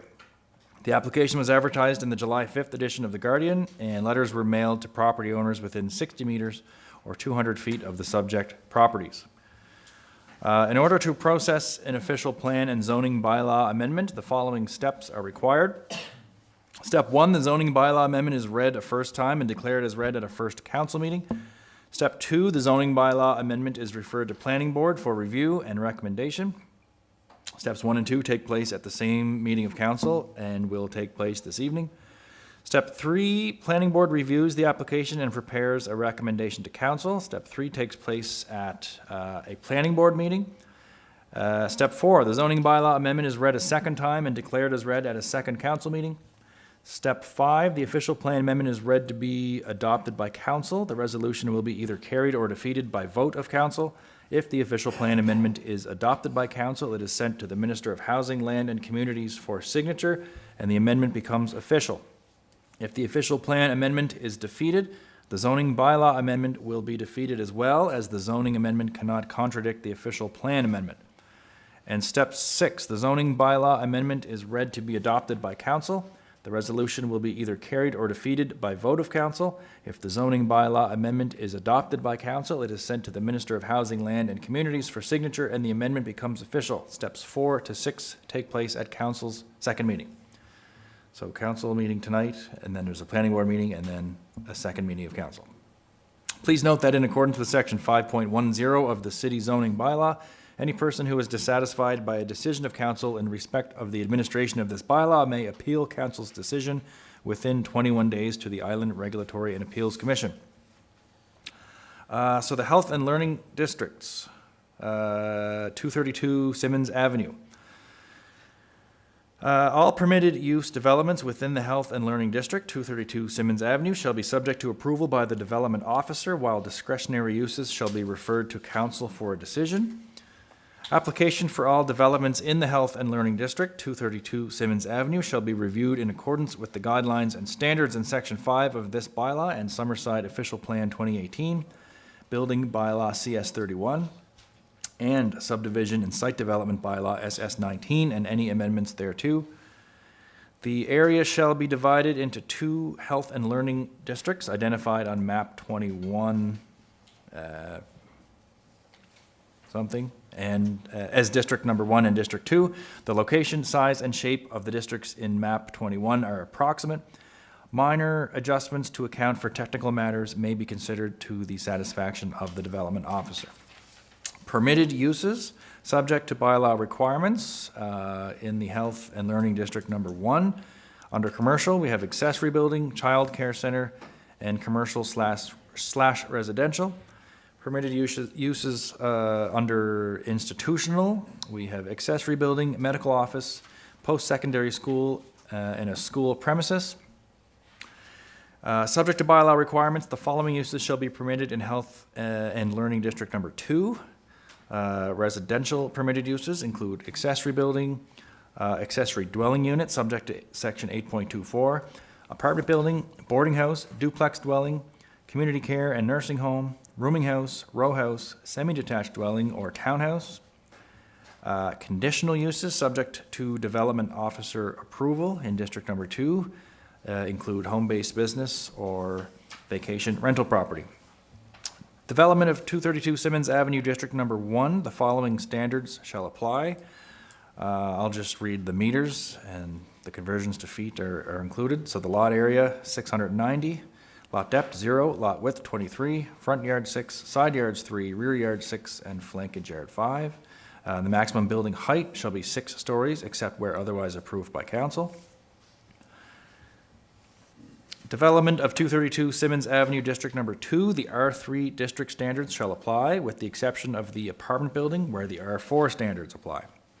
For factory constructed buildings, there is a section of additional standards in section 8.10. The general standards, parking for District Number 1 shall be calculated as follows. For a childcare center, it is 1 space per employee plus 1 drop-off space per classroom. For residential users, it's 1 space per dwelling unit, and for medical offices, it's 1 space per employee plus 2 spaces per treatment room. Parking for District Number 2 shall be calculated as per section 10.5. Notwithstanding the above, parking for District Number 1 may be accommodated on a separate parcel where A, the parcels are directly adjacent to each other, and B, a form of pedestrian walkway connects the 2 parcels. This does not apply to accessible parking spots. Accessible parking spots for uses within District Number 1 must be accommodated on the subject parcel. All portions of the lot not covered by structures, parking, or traffic circulation areas shall be landscaped. Landscaping may include, but is not limited to, grass, plants, shrubs, sod, and trees. Notwithstanding section 8.9, more than 1 main building is permitted on a lot within this CDA, Health and Learning District, 232 Simmons Avenue. Comments and questions. So we would first invite, if desired, the applicant to make comments. And I believe we have Derek Bond representing PCHF Inc. And just to solve any mystery, that stands for Prince County Hospital Foundation Inc. Correct? Correct. Just, okay. And yeah.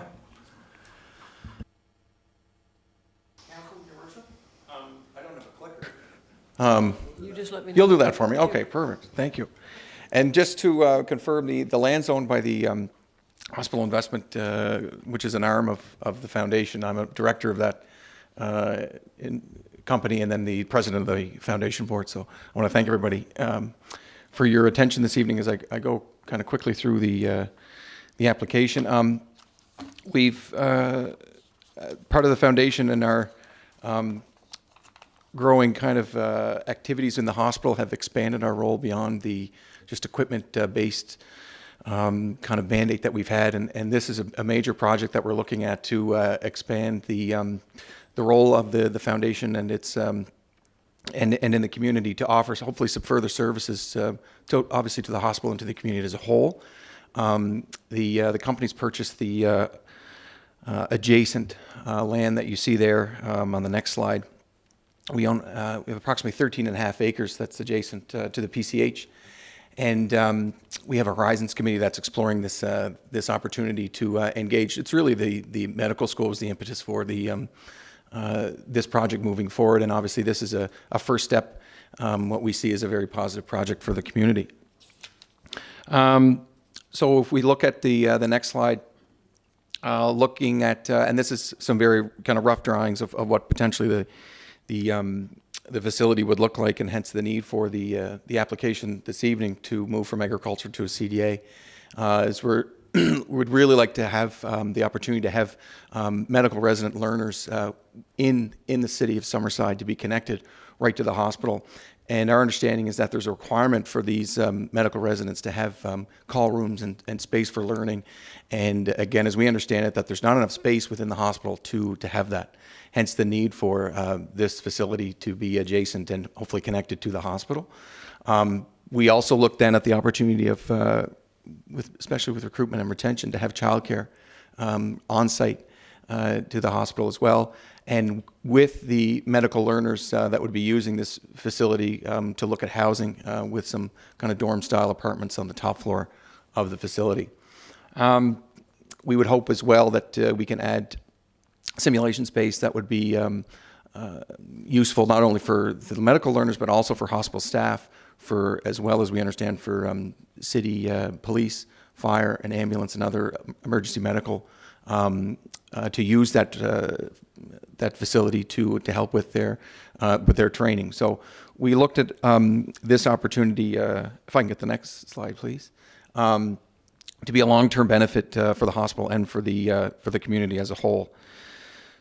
Part of our business model is we're in discussions now with the province to look at some long-term leasing opportunities for not only the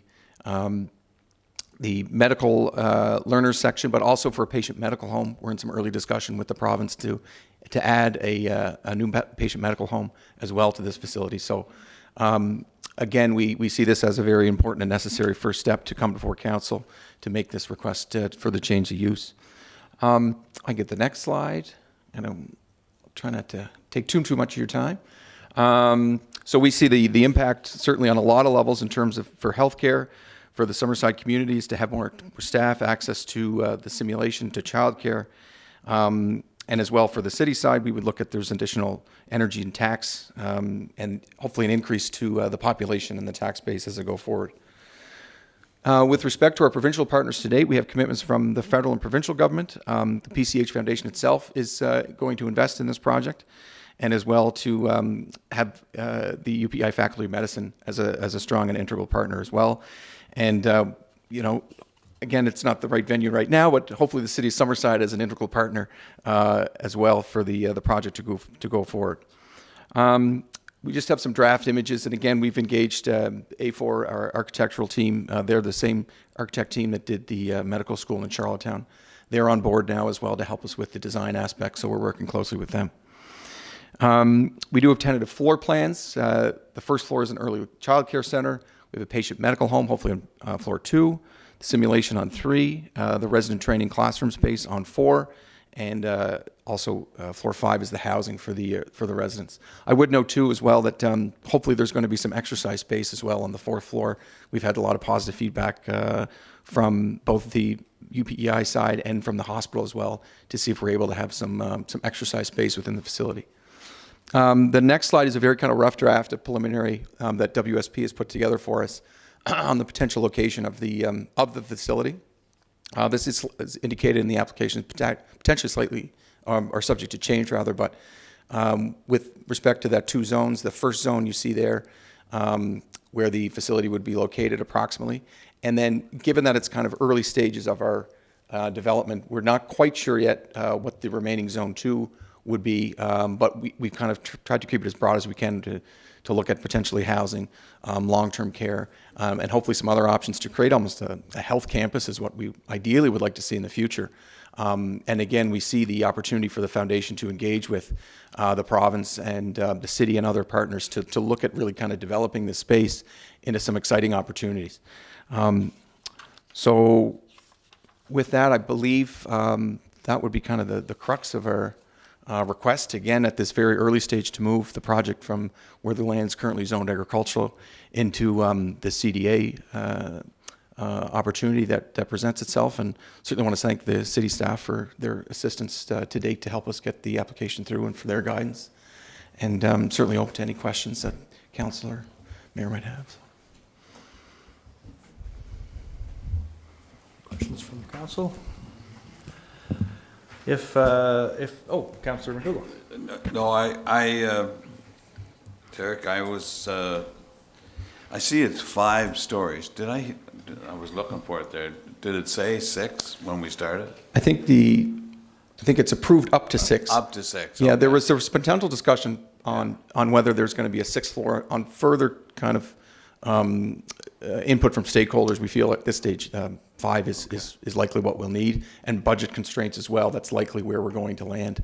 Initially, we thought there was perhaps two floors of housing on the top, but then again, there's some strong interest from the province on having a patient medical home. And if you're perhaps not aware, a patient medical home is essentially a team approach to family medicine, whereby you have physicians, perhaps nurse practitioners, physiotherapists, social workers, all working in a collaborative approach to address a lot of the healthcare needs that the public may have. So they're using that model down in Charlottetown, and one here, obviously, in Summerside, and this is a potentially very promising space that could have this patient medical home idea as well. So based on those kind of initial drawings, that wasn't really anticipated, but again, the province has approached us on potentially looking at that, so we're certainly excited to have those discussions. Yeah. Great, thank you. No, it's a great looking project, and wish you all the best going forward. Thank you. I hate giving up farmland, but I know. there's every now and then you got to do something, because of our health system the way it is. So thank you. Thank you. Councillor Coleman. Derek, thank you for the presentation. I don't know if this is a fair question or not, but does the foundation have any idea of shovels in the ground as to when you would like to start this type of a project? In an ideal world, the discussion with our civil engineer team and the construction side of things, in an ideal world, we're looking at the fall of this year is to start at least some road development. Now, whether we have actual, if we're into the foundation at that point, it's hard to say. But the preference and the goal would be to start in the fall, and that's kind of, I don't want to say, the reason for the timeline is that in an ideal world, because the medical students are starting the fall of this year, then that first kind of crop of potential family medical residents are going to be coming through in the fall of 2027. So in an ideal world, it's ambitious, but hopefully with the partners that we do have and looking to work forward with in the future, is that we can have it ready for the fall of 2027. Yeah. And my part B question was, I think one of the things that we hear an awful lot about throughout healthcare is to retain people that are in training, that are working as nurses or any number of medical care jobs. So I guess I just see this as a way of really having that synergy where they all work together, and then the patient care. So it sounds like a fantastic project. So. Yeah, we're really excited about it, and it's really what we're trying to do is model the kind of what the space in Charlottetown looks like with their medical school, is to have the opportunity for the patient medical home to actually be a teaching opportunity for those medical residents that are coming through to do and study family medicine. I mean, the goal is, how amazing would it be to have their space within the same building and connected to the hospital to really kind of implement, a really strong learning space. And we understand from the research that the stronger the experiences for the residents, the more likely are that to stay in the community. And we know too as well that unfortunately, just given the constraints within the hospital itself, they don't have that. They have some of these very expensive mannequins that they want to train on for simulation, but they just don't have the space or the kind of capacity to do it. And we're really hoping to address that need here within this facility as well. So, yeah, thank you. Councillor Adjournment. Sure, thank you, yeah. I'm just really curious because I'm really excited about, I've always thought that that'd be a great opportunity to put a daycare in with the hospital, so yeah. I think it's clearly identified a need. I'm curious in terms of the hours, because the hours staff would have wouldn't be the hours of a typical daycare. So what would the hours be of that daycare? Yeah, Ken, that's a great question. The goal right now is to do an extended hours type of daycare. So ideally, we'd like to get to a space where it's a 12-hour shift to try and coincide with a nursing schedule, because we knew going into this project that was a real need for recruitment and retention, that staff were either going out on mat leaves and not being able to come back because they didn't have the family support for daycare. So what we're really looking to do and work with the Department of Early Years and Childcare with the province is to make sure that we have that set up, and as well with our design team, because there's going to be some different design requirements, as we understand it, for an extended hours daycare facility. So that's certainly a top of mind in terms of when we're looking to design and get the correct, regulations in place. And we're already starting to have some discussions with some providers to put those kind of wheels in motion, because in 2 years it could, it comes quickly. So, but yeah, that's the goal, is to look at that extended hours opportunity to really help, hopefully, with the recruitment retention piece. Yeah. Nice. And it mentions community as well. So with that extended hours, would it be open to people who, or is it more PCH staff or other? That's a good question. Right now, we would be kind of focusing more so on the medical staff and the staff in general of the PCH to meet that. But at this stage, we understand that we're looking for an 80 space type of facility, 80 childcare space. I couldn't say off the top with certainty that 12-hour would be open to the general public. I'm not sure. So. Sure. No, thanks. Yeah, I think it's wonderful. Sure. Thanks. Okay. And I do see a question that we will be going to questions from the floor as well. Just want to make sure council mayor's covered. Yeah, I have a quick question there. Yeah. Can you move back to the slide that shows the outline of the property there, that shows the 1 and 2? That one. I think so. Yep, that's good. I'm wondering, have you had conversations at all with the adjacent landowner, being the province, on extending Roy Boats Avenue into we'll call it parcel 1 here? Cost of building a street is expensive, so to build a street up from Simmons may be more costly than simply extending the extension from Roy Boats does its roundabout. I'd say that one piece. The second is, one of the things we've been trying to do here across the city is make sure that we don't build areas in the city that have single access points, right? So secondary access points always really valuable from an emergency services perspective. Conversations with the province on extending Roy Boats from the traffic circle into the outlined blue area, I would say no, I haven't had that discussion. Where the real discussions are, though, is because that may impede, because ideally what we'd like to have is the new facility actually have a physical ground floor connection to the hospital itself, almost a corridor out of the back of ambulatory care that would connect right to the building. So from kind of the design perspective, at this stage at least, it wouldn't be quite be feasible to have Roy Boats then extend right over. Now, that's not to say, though, is there is kind of in some high-level design aspects that we would ideally like to perhaps connect the two parking lots, which may or may not cause some, some further traffic or some issues. The goal, though, I think, when we do look at kind of the further development, is really at this stage is to have that extension of Simmons continue up, but with hopefully a parking lot connection that would allow for some flow. And I think the city, from my discussion with Linda and Aaron too, that there's some options to have, I can't, either a walk-through or some kind of connection point. I just want to highlight one thing. Some perception is that Roy Boats goes to that roundabout at the front door of the hospital. From that four-way intersection to the roundabout is a private street, so it's not public to there. And their proposal is to create more development than just that one building. Yeah. So in order, the individual parcels would require streets. So we're working with the applicant to say, take the existing temporary cul-de-sac at Simmons and go up the middle of this farm field and create lots on both sides of this new road and provide two accesses to future. And then, because we do not have a public street beyond the four-way intersection of Roy Boats, everything that's Frank Mellish is all private. Even though it's used by everyone, it's all private. Yeah, but also it's going to have a public road then directly right by the entrance of the hospital, which again would be up to the other entities. Yep.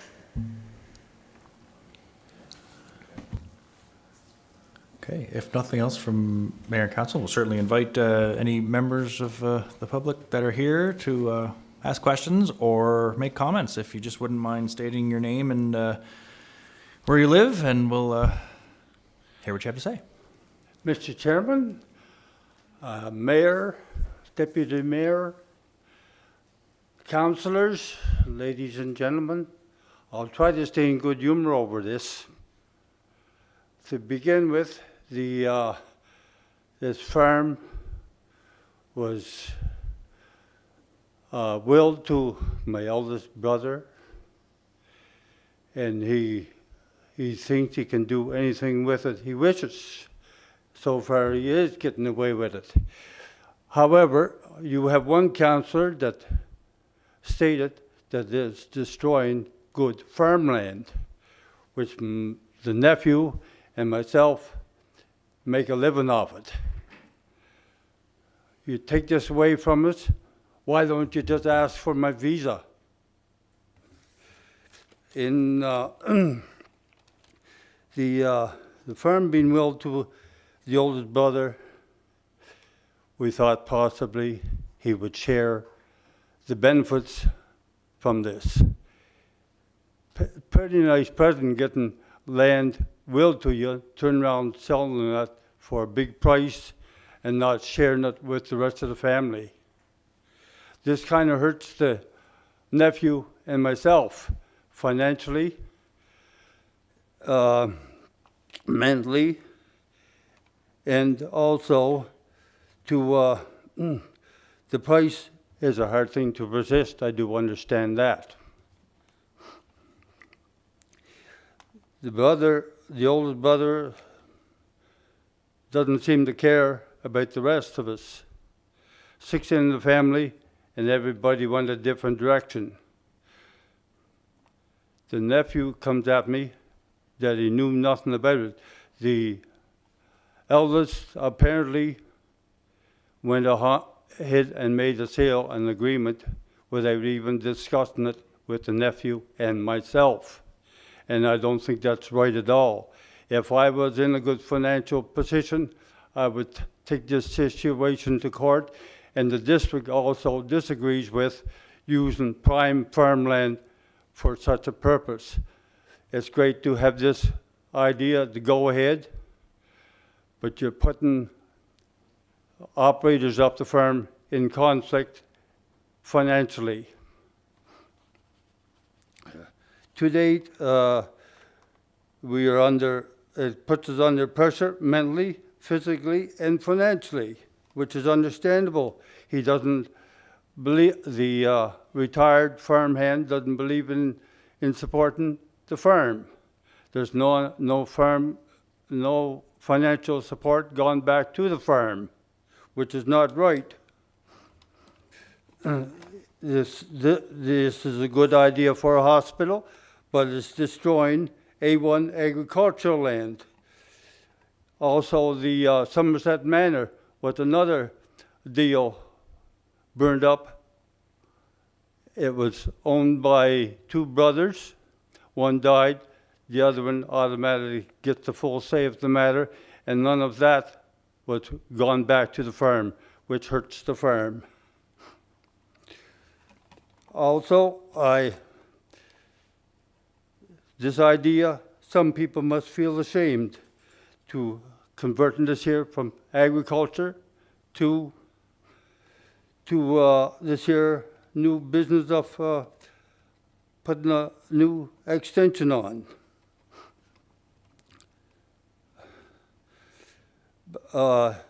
You have to be, well, at least it puts us upset over rezoning the property to a big institution. And also the new nephew and myself he's trying to bring up a new family into bring the farm up to date without financial help. It's almost impossible. How can a retired farmer be so senseless to sell A1 farmland for this new idea? A good bit of the community has approached me and God said, gosh, you're going to be well off now. I have no say in the matter. And may you all sleep good at night because of this here new idea you're trying to come up with. Also, maybe down the road you'd have the idea to get rid of me, just push my business down. The nephew and myself trying to operate the land, trying to make better off the farming, and I have a big business wanting to push us around. The Somerset Manor was opposed by seniors. The housing, new housing, 200 feet from me, I'm quite sure that no mayor or deputy mayor would want it set on their back lawn. Thank you. Not quite done yet. It's a darn shame how you have to destroy A1 agricultural land. Thank you. Thank you for your comments. And I just have a question for, I guess, Aaron and Linda, just to confirm. And typically it's the case. Obviously, the applicant is the applicant also the land owner, or just so the land has been sold, or PCHF Inc. owns the land. Okay.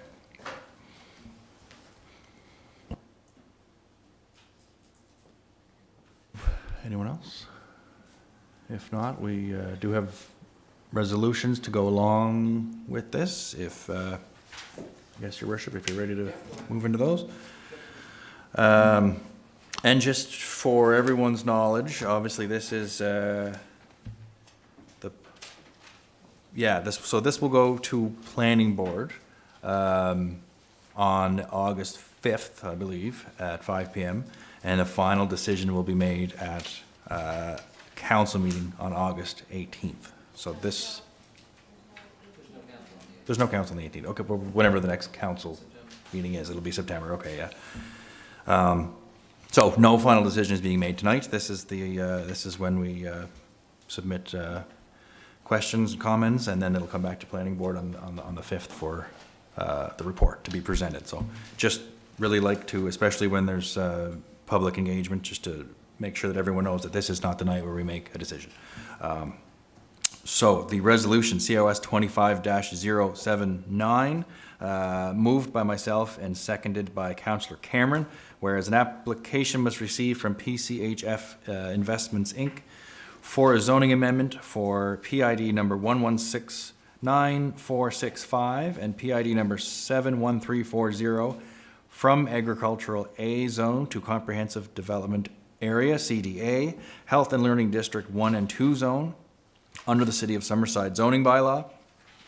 Be it resolved that zoning bylaw amendment 0200, a bylaw to amend the City of Summerside zoning bylaw, was read and declared as read a first time at the council meeting held on July 21st, 2025.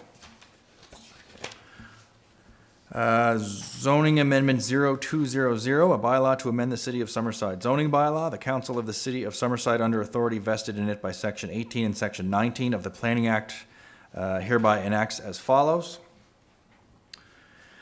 Health and Learning District, 232 Simmons Avenue. All permitted use developments within the Health and Learning District, 232 Simmons Avenue, shall be subject to approval by the development officer, while discretionary uses shall be referred to council for a decision. Application for all developments in the Health and Learning District, 232 Simmons Avenue, shall be reviewed in accordance with the guidelines and standards in Section 5 of this bylaw and Summerside Official Plan 2018, Building Bylaw CS 31, and Subdivision and Site Development Bylaw SS 19, and any amendments thereto. The area shall be divided into 2 health and learning districts identified on map 21 as District Number 1, District 2.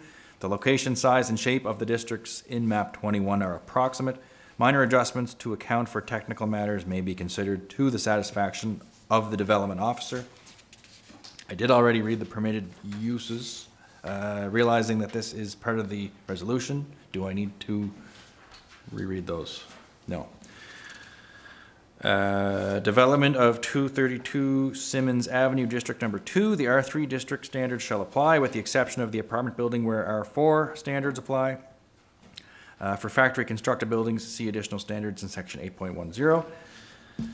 I did also cover these as well, so I guess I'd really like to make sure with CAO or Your Worship that these don't need to be reread. Okay. So that's resolution COS 25-079, moved by myself and seconded by Councillor Cameron. Thank you, Councillor Duran. Resolution COS 25-079, moved by Councillor Duran, seconded by Councillor Cameron, is on the floor. Further comments, questions, statements from members of council? Seeing and hearing none, will call for a vote. All in favor, please indicate by saying aye. Aye. Opposed? Hearing none, the resolution is carried. Councillor Duran. COS 25-080, moved by Councillor Cameron, seconded by myself. Whereas an application was received from PCHF Investments, Inc. for a zoning amendment for PID number 11694565 and PID number 71340 from Agricultural A Zone to Comprehensive Development Area CDA, Health and Learning District 1 and 2 Zone under the City of Summerside zoning bylaw. And whereas zoning bylaw amendment 0200, a bylaw to amend the City of Summerside zoning bylaw, was read and declared as read a first time at this council meeting, be it resolved that zoning bylaw amendment 0200, a bylaw to amend the City of Summerside zoning bylaw, be hereby referred back to the planning board for review and recommendation. Thank you, Councillor. Resolution COS 25-080, moved by Councillor Cameron, seconded by Councillor Duran, is on the floor. Further comments, questions, statements from members of council? Seeing and hearing none, we'll call for a vote. All in favor, please indicate by saying aye. Aye. Opposed? None opposed. The resolution is carried. Thank you, Councillor. With that, we move on to item B, 185 Pope Road, official plan and zoning bylaw amendments. I'll hand it back over to you, Chair Councillor Duran.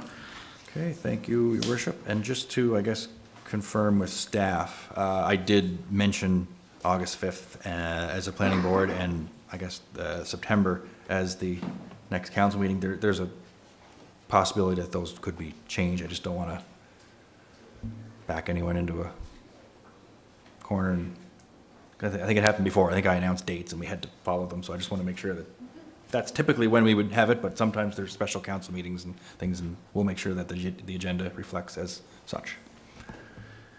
And it's made public, obviously. Let's go find this next one.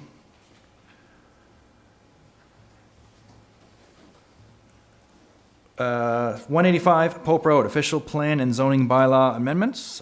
Background, an application was received from Hardcore Holdings, Inc. for an official plan and zoning bylaw amendment that affects PID number 548610, also known as 185 Pope Road. The purpose of this official plan and zoning bylaw amendment is to amend the official plan future land use map to redesignate the properties from industrial land use to comprehensive development area land use, and amend the zoning bylaw to rezone the zoning bylaw map from light industrial M1 to comprehensive development area CDA zone. The cluster residential district creates an overlay that defines the permitted uses and the regulations for the property. The application was advertised in the July 5th edition of The Guardian, and letters were mailed to property owners within 60 meters or 200 feet of the subject properties. In order to process an official plan and zoning bylaw amendment, the following steps are required. Step 1, the zoning bylaw amendment is read a first time and declared as read at a first council meeting. Step 2, the zoning bylaw amendment is referred to planning board for review and recommendation. Steps 1 and 2 take place at the same meeting of council taking place this evening. Step 3, planning board reviews the application and prepares a recommendation to council. Step 3 takes place at a planning board meeting. Step 4, the zoning bylaw amendment is read a second time and declared as read at a second council meeting. Step 5, the official plan amendment is read to be adopted by council. The resolution will be either carried or defeated by vote of council.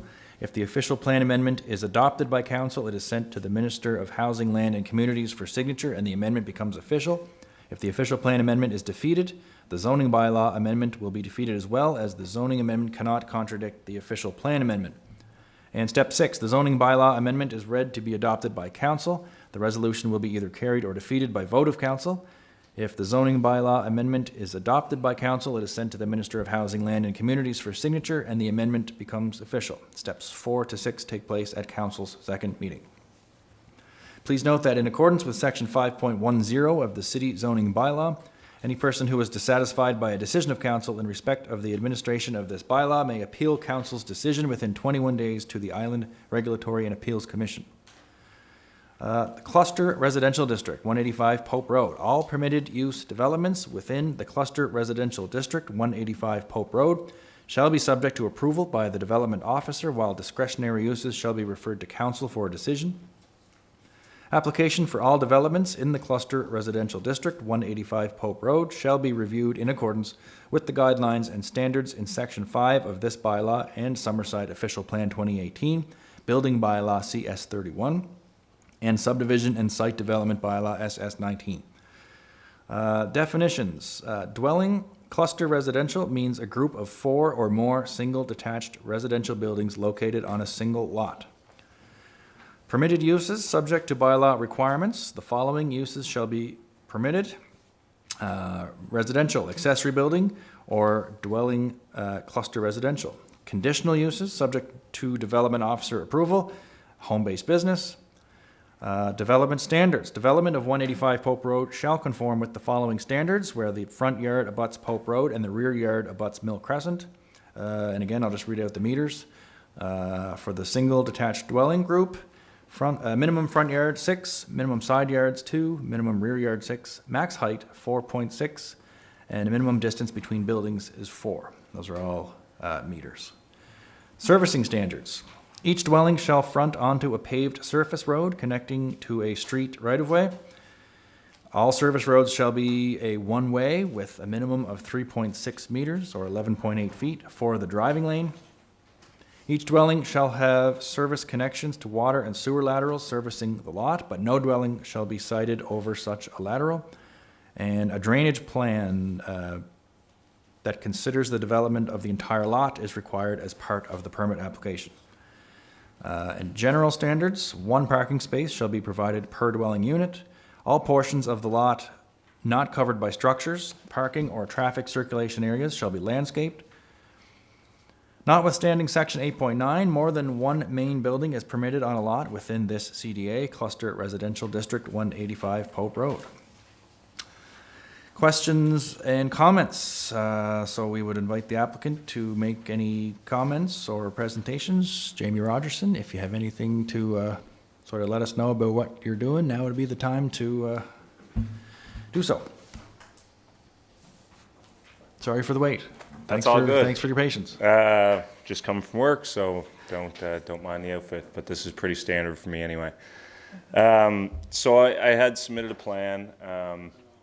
I don't know if anyone's seen anything kind of preliminary on it or not, but what I'm proposing to do is I'm going to use the word tiny home, but it's single family detached housing. As some of you I haven't met in council, but for the rest of you who've seen me up here before with development opportunities and things of that nature, we always do a really nice job of finishing our products. I think the residents around us are really happy with the stuff that we do and how we finish them and things of that nature. But this is a little bit different, and from what we've kind of seen, the housing market is changing. The need for true affordable housing is still a real constant thing. Turnover and things of that nature, like these apartment buildings that we currently own. I'm saying we, my partners and I, this is kind of just my own endeavor. But what we've seen is a lot of turnover. People can scrounge up the money to get in the door, get their first month's rent, damage deposit, whatever it may be, but it's not true sustainable living across the forefront of it all. For some it certainly is, but for the people in need, we talked about the Boys and Girls Club and things like that, there is still a lot of people in the area who can't afford $1,800 a month in rent. Myself, one of them, whenever I bought my house in 2000 and whatever for $100,000, my mortgage to date is $500 a month. So I consider myself fairly fortunate to be able to afford that and to have been able to purchase in a time where things were truly affordable. So I guess for the lot, I bought this property 5 or 6 years ago. I run a construction company. We do snow removal, excavation work, foundation, civil work. And in the last 4 or 5 years, 6 years, we've been into development as well. So when I purchased the property, there was never an intention on using it as an industrial zoned lot or an industrial land. I had been bumped around from 2 or 3 different locations with my business because I wasn't in proper zoning. The neighbors didn't necessarily love me, and so on and so forth. So when this property came along, I started renting it from Williams Murphy. It was a perfect fit for me, close to home, yada yada. The adjacent lot, which is, you know, we're talking about here, was an added bonus. And when I was younger, I thought that I wanted to expand and I would do all kinds of big things as far as my actual construction business goes. But that's an expensive way to do business too. I mean, we're all aware of Kernan Briggs and Duffy's and those guys. That's more or less the line of work that I'm into, but on a much smaller scale. And to compete with those guys, you need a lot deeper pockets than I have today. So as the city has kind of grown and my business has grown and changed and things have moved laterally and the importance and the values and such has changed as well, this lot became more valuable to me as, you know, the possibility of a real estate development like I'm proposing today. And the opportunities for it are endless as well. I mean, we talk about people who are, you know, single parents, father, mother, but not only seniors. And I think there's an opportunity for a lot broader possibilities for it if it was ever, you know, a go-ahead. I think about Andrews Lodge, like we talked about earlier, Park Hill Place, you know, a housing development similar to this with a resident nurse or multiple resident nurses on shift in an adjacent property that goes, knocks on the door. You know, my wife's grandparents are getting up there in age and they still live in their own spot, but it would be nice to have somebody to be able to kind of check up on them every day. You know, Mr. and Mrs. Blacksland, have you taken your medication? How you feeling today? Any, you know, fevers, whatever. And I'm not saying that's the direction the development is, I'm looking to go with the development right now, but I think that is one of the many things that could be very important here. My parents live in a spot in Florida, which is a very similar concept to what I'm bringing here, and I take my kids there. We spend, you know, a decent amount of time there, and it really develops a strong sense of community between the residents as well. You know, not everybody loves their neighbors, but when your neighbor's 20 feet away and you get to see them all the time, check in on them, that stuff becomes important when you are a vulnerable person, I'll say, as a senior or as a single parent, to know that there's other people or a group of other people that are kind of looking out for you too. So I guess long and short, I don't want to put an asphalt plant here. I don't want to put a concrete batch plant. I don't want to put another mechanic shop or things of that nature that fit the current zoning, because that's not the direction that I am going with my businesses. And the real estate and the development side is, and I'd like to put it to use and instead of it just sitting there empty with a bunch of seaweed on it.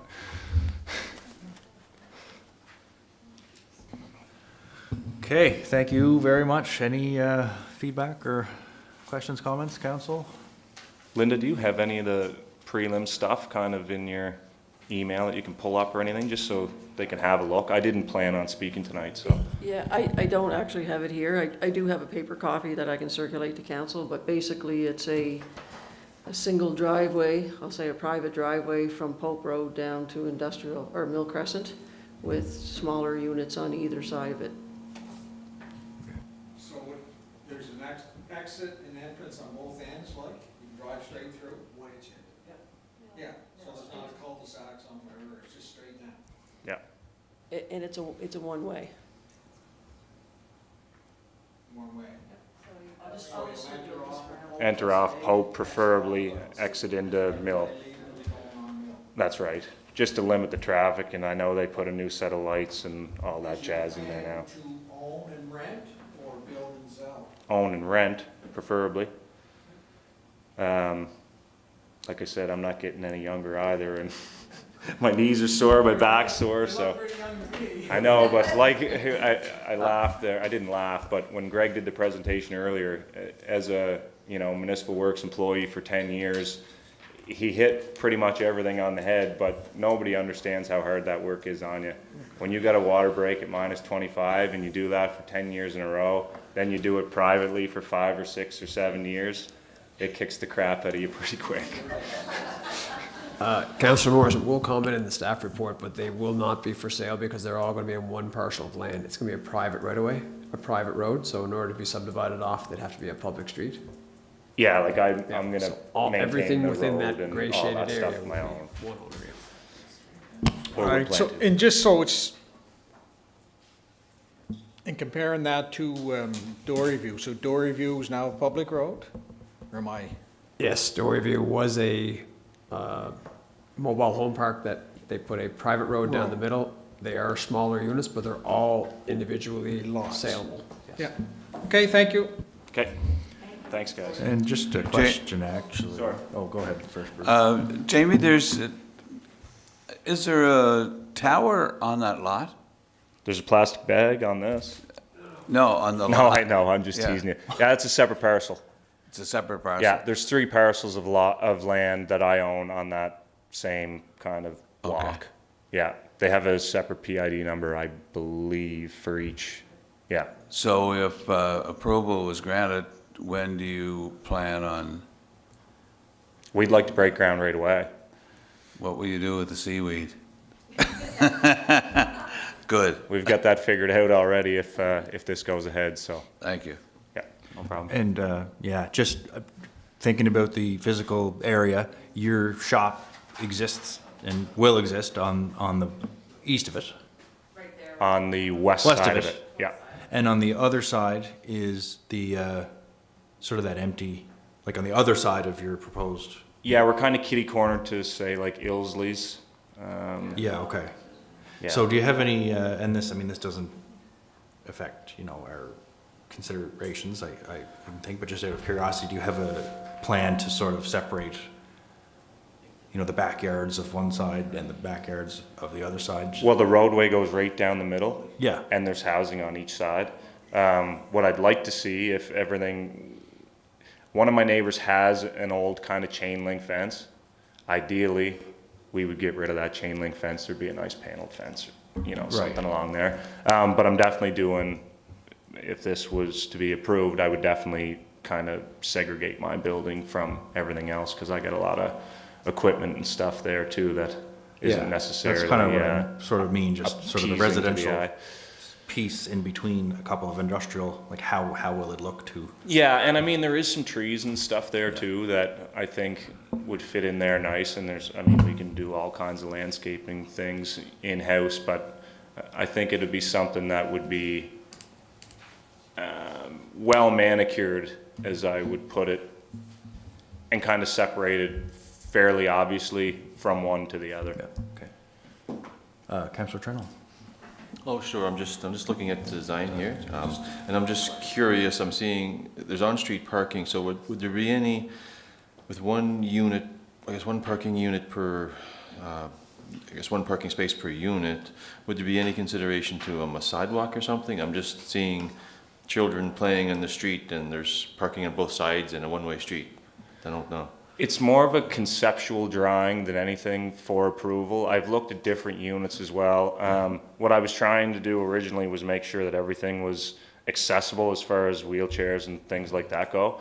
But there is smaller concepts too that would work there that would allow for parking for each of the units per se. Just a smaller footprint, some of them are 2-story. There's a lot of different things. Okay, sure. But to get the actual concept kind of in front of you guys, that was what we went with. And there's additional parking for other people. And if you noticed where the electrical transformers, I'm not sure if that's the most updated version, but there is a decent amount of green space there. Like, I wouldn't necessarily say it's a ton of, you know, room for people to play. But I mean, we're not far from some existing parks and stuff too, you know, so the idea of this isn't to necessarily create a playground, more or less a safe haven or a, you know, an alternative to some of the current rental market stuff that we see. Yeah, oh, sure, I was just picturing No, absolutely. parking in street, and where does the kid go who wants to go to his friend's house across the street, right? Or that kind of stuff. No, absolutely. I'm just seeing that. Anyway. And there could be an opportunity too, depending on how the electrical servicing and things are done. I've proposed underground electrical and things like that. It'd be nice, I think, to kind of separate the backyards, each backyard into their own little unit. The front yard, probably not so much, but you know, there's lots of people who still like to do gardening and things like that with a little bit extra privacy as well, so. Yep, no, thank you. Go ahead, Norma. I think you were on first. Okay. Well, I guess what I'm just wondering about, the houses, you might have already said it, 1 bedroom or 2? All the ones that I have concepts done for and the plan that it's being passed around now, they're all 2-bedroom. 2-bedroom? Yeah. And did you say rent or own or? They'll be for rent. For rent? Yeah. Okay, good, thanks. You're welcome. Jamie, you didn't say what size those were, did you? They're 16 by 32, I believe. Okay. That concept is Yeah. that you guys have, which is 512 square feet. Right. Okay, the only concern, and I'm not the counselor for that ward, but the garbage pickup. Yeah. Because it's going to be private land, private roadway. Yeah, I believe that the garbage would be in the back, it'd be the southeast side of the property, and there'd be a garbage corral and stuff done up there as well. Because if it's on private property, it's hard to get them to go in and pick it up. So It is. We needed to have a certain amount of road space for them to come through and do all that. I was told if it's, yeah. Anyway, if it's private property, it's hard to get them to go in and pick it up, but that's what I've been told, so I'm just raising that flag, so. Yep, no problem. Good, thanks. Yep, thank you. I wasn't gonna bring it up, but since it was brought up twice about the seaweed on the property, and you have mentioned that there is a plan to move it if this is approved. It would be also lovely for the residents who live around there that if this was not approved, it was moved, since there is currently a plan, like you said, to have it moved, because there are some people that I hear from often about some smell from the seaweed. So I just thought I'd bring it up since it was brought up already. Yeah, I mean, there's definitely a cost associated with removing it, and I'm less likely to incur that cost if it's not approved. Thanks, Jamie. Great to see you, and thanks for coming in here today. Thank you very much. Glad you're making this application. It's interesting. We've got 2 CDA applications here before council tonight. Both, I think, and I'm not going to prejudice myself on any opinion here, but both reflect what I think the purpose is of the CDA is to for creative projects and to potentially try to do things somewhat differently. So always encouraging to have you in here, and thanks for bringing this forward. My only question really is for you and for staff, though, just to confirm that there would be, for water and sewer, that it would meet city standards. Yeah, from our end, we've kind of been dealing with them a little bit on that, but everything that we would put in infrastructure-wise would be up to city standards. And I'm not quite sure, Linda, would Municipal Works have to maintain that stuff, or would we maintain it in the event? But it would all be done to proper sizes and spacing, etc. Yeah, the city would take the ownership of those utilities, and we would require an easement from you to be able to access those facilities. Yeah. Okay, that's great. Thanks, Linda. Thanks, Jamie. No other questions for me. Thank you. Thanks, guys. And Yeah, don't go anywhere yet, just in case. There is, we do open the floor if there's anybody, members of the public, that would have any questions or comments that they would like to bring forward, and if not, you're free to go. And we will continue. And I guess we'll go right into the resolutions, if that's okay with Your Worship. Okay, Resolution COS 25-081, and just as the previous application, this is meeting 1 of 3, so no decisions this evening. But Resolution COS 25-081, moved by myself and seconded by Councillor Trenholm. Whereas an application was received from Hardcore Holdings, Inc. for a zoning amendment for PID number 548610 from light industrial M1 zone to comprehensive development area CDA cluster residential district zone under the City of Summerside zoning bylaw. Be it resolved that zoning bylaw amendment 0112, a bylaw to amend the City of Summerside zoning bylaw, was read and declared as read a first time at the council meeting held on July 21st, 2025. And Schedule A, zoning amendment 0112, a bylaw to amend the City of Summerside zoning bylaw. The Council of the City of Summerside, under authority vested in it by Section 18 and Section 19 of the Planning Act, hereby enacts as follows. And I would again just table that? Is that the right? No, not table it. Just, it's already been. I think if you can just reference the schedule Reference that's it, attached yeah. and the existing definitions. It's that are everything set out. that we went through previously with permitted uses in the current zones and so forth. Nothing new in the, as far as the resolution is considered, so. I just like to I don't know make if you're sure. saying words, Counselor. Just words and things. That's good. Go. Great, thank you. Resolution COS 25-081, moved by Councillor Duran, seconded by Councillor Trenholm, is on the floor. Further comments, questions, statements, members of council? Seeing, hearing none, call for a vote. All in favor, please indicate by saying aye. Aye. Opposed? Hearing none, the resolution is carried. Back to you, Councillor. Resolution COS 25-082, moved by Deputy Mayor Snow and seconded by Councillor McDougall. Whereas an application was received from Hardcore Holdings, Inc. for a zoning amendment for PID number 548610 from light industrial M1 zone to comprehensive development area CDA cluster residential district zone under the City of Summerside zoning bylaw.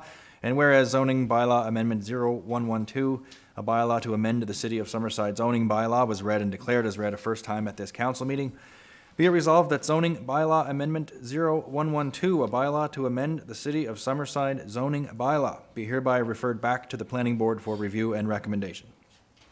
Thank you, Councillor. Resolution COS 25-082, moved by Deputy Mayor Snow, seconded by Councillor McDougall, is on the floor. Further comments, questions, statements from members of council?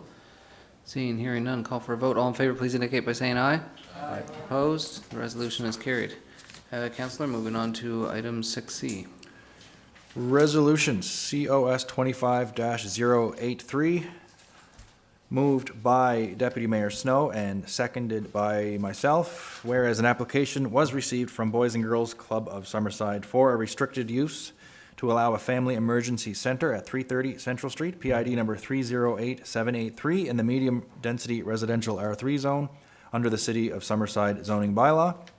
And whereas in accordance with Section 5.7 of the zoning bylaw, council shall consider the following general criteria as applicable: conformity with all requirements of this bylaw, conformity with the official plan, suitability of the site for the proposed development, compatibility of the proposed development with surrounding land uses, including both existing and projected uses, any comments from residents or other interested persons, adequacy of existing water, sewer, road, stormwater, and electrical services, city parking and parklands for accommodating the development and any projected infrastructure requirements, impacts from the development on pedestrian or vehicular access and safety and on public safety generally, compatibility of the development with environmental, scenic, and heritage resources, impacts on city finances and budgets, other matters as specified in this bylaw, and other matters as considered relevant. Be it resolved that council approve of restricted use to allow a family emergency center at 330 Central Street, PID number 308783, in the medium-density residential R3 zone under the City of Summerside zoning bylaw. This bears the recommendation of the Planning Board meeting of July 21st, 2025. Thank you, Councillor. Resolution COS 25-083, moved by Deputy Mayor Snow, seconded by Councillor Duran, is on the floor. Further comments, questions, statements from members of council? Seeing, hearing none, I'll call for a vote. All in favor, please indicate by saying aye. Aye. Opposed? There being none, the resolution is carried. Move on to the next resolution. Councillor Duran.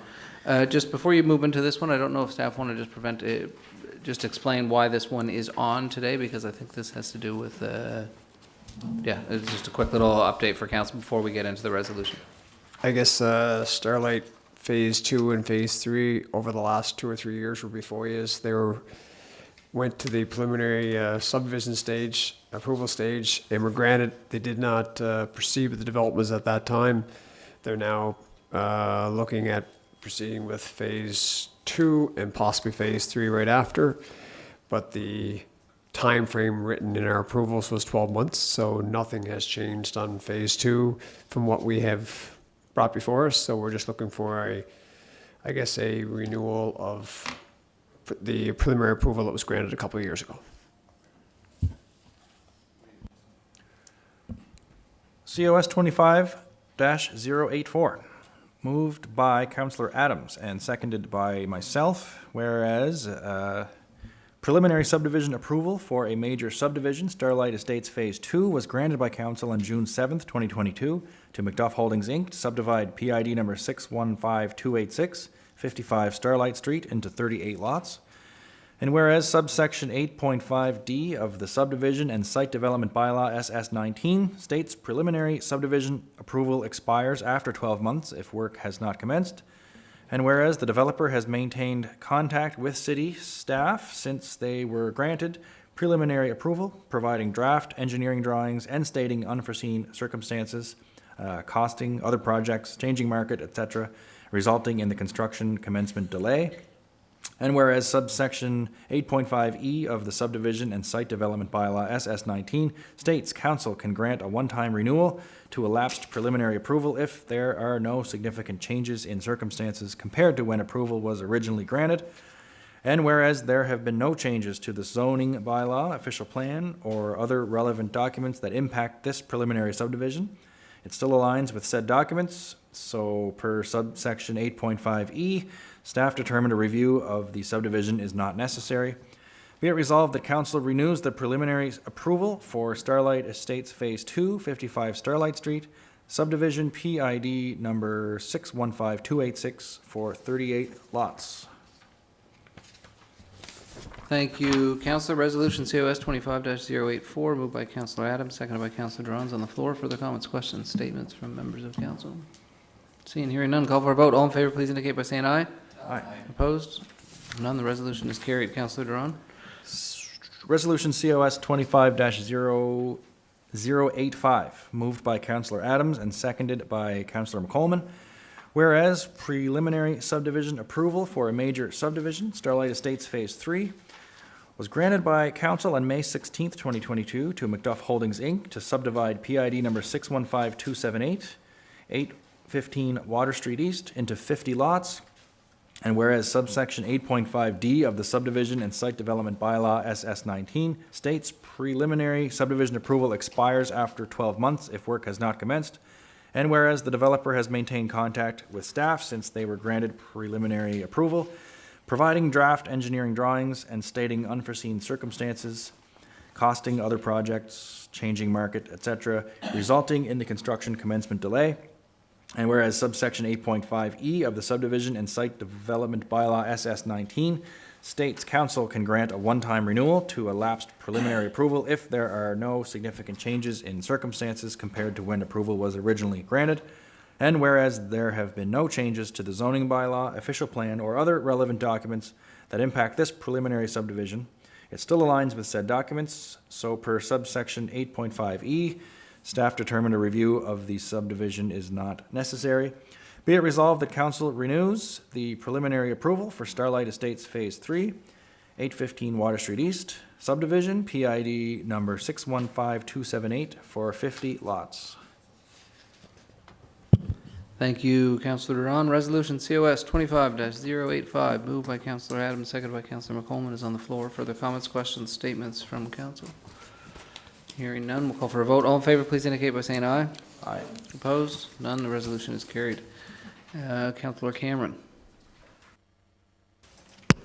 Thank Thank you, Your Worship. Resolution COS 25-086, moved by myself and seconded by Councillor McColman. Whereas the City of Summerside recognizes that public art is a method of enhancing quality of life, building community pride, celebrating culture and heritage, reflecting diversity, inviting public engagement, and defining the unique character of the city for all residents and visitors. And whereas the public art policy was presented at the July 2nd, 2025 Committee of the Whole meeting, be it resolved that Council adopt policy COS-002, public art policy, which is also attached to this resolution. Thank you, Councillor Cameron. I believe it was, you moved it and seconded by Councillor McColman? Yes. Fantastic. Resolution COS 25086, moved by Councillor Cameron, seconded by Councillor McColman, is on the floor. Further comments, questions, statements from council? Seeing and hearing none, I'll call for a vote. All in favor, please indicate by saying aye. Aye. Opposed? None. The ayes have it. The resolution is carried as well. Congratulations, council. And to Representative current and past for arts, culture, and the whole city. Great, we're on to department reports. It is almost 9 p.m. It is summertime. I'm sure the sun has gone down. So we'll try and move through if council's okay relatively quickly. I don't know if people want to abridge their comments or not, but I will leave it to you. First up here, mayor's report. I'm going to try and shorten this. First, we had a discussion via email about event invitations and process. I'm just going to propose to bring that back at the committee of the whole meeting when it's not 9 p.m., if that's okay with everybody, unless there's any pressing, urgent. Great. Next, I was away at the last meeting, but I usually try and give a quick little update on some comings and goings that you may or may not be aware of, just for you and members of the public. I tried to just summarize some of the highlights here over the course of the last number of weeks. In particular, just a sort of quick summary of, there's been so much going on at the city. This is, as you guys all know, this is event and activity season. So there seems to be something every other day. Series of remarks, whether it's Action Canada or we had an Alzheimer's walk, the Samsung reception on the solar farm. We had the executive team here and signed everything off. Provided a keynote speech to our Chamber of Commerce, the Fire Chiefs Conference, to connection to employment graduations, Park Hill anniversary, as Councillor McColman mentioned as well, which was a lovely event. And then some of the bigger events over the course of the past number of weeks as well, with the Atlantic mayors. There was a Blue Wave Summit in Ottawa talking about our electric utility and opportunities there for us. And there was the FPI leadership workshops, which we talked about. There was a visit to, I took a visit to 12 Neighbors in Fredericton, which is a tiny home community with wraparound services for those experiencing homelessness. It was really fascinating. And I even had a meeting or a dinner with the Duke of Edinburgh. So I've been out and about and busy. Some of the other key sort of meetings here, a couple, there has been interest in we've been approached by, I think the provincial government has issued some RFPs for nursing homes, and there is some desire for some providers to look at exploring new nursing homes here in Summerside. So certainly met with them and encouraged them to continue to do that work. There are a number of potential sites, and there is certainly a need here in our community.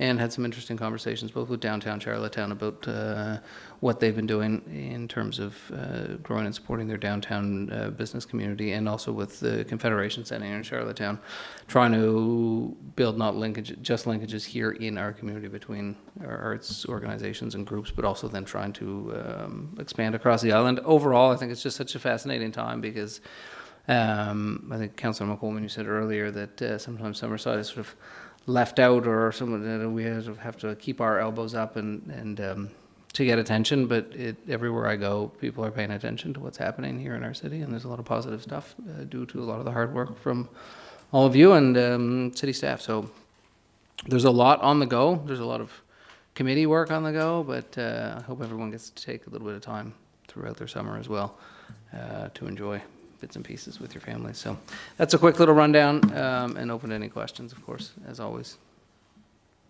Great. We'll flow through the rest of the department reports. Finance, Councillor McDougall. Thank you, Your Worship. I do have a report here. I'll shorten it up a little bit. And it's from our Director, Kristen McDonald. Good evening, colleagues and City Council, residents and business, City of Summerside. I'd like to start the report with an update on our work plan items from the Finance Committee. Number one, the debt management policy. A draft for the general tax fund has been prepared and was reviewed at the June meeting. Suggestions are being incorporated for further discussion at the next Finance Committee meeting scheduled for August. A separate debt management policy is being prepared on the utilities and will be presented at the August meeting. Two, the service level review. A presentation held earlier this evening outlined the process, and we'll be proceeding with this review and looking to schedule for the fall of 2025. And three, the vulnerable population grant. This fund has been fully allocated for 2025-26. And that's basically, the report is in the package, and you can get some bedtime reading there for the rest of it. So, thank you, Your Worship. Thank you, Councillor. Councillor Trenholm, Community Services and Tourism. Thank you. The full report is available online in the package. So I'll just briefly touch on some highlights. So highlights was the Noah Dobson's Hockey Fest and the Shipyards Run, and as well as Canada Day Festival.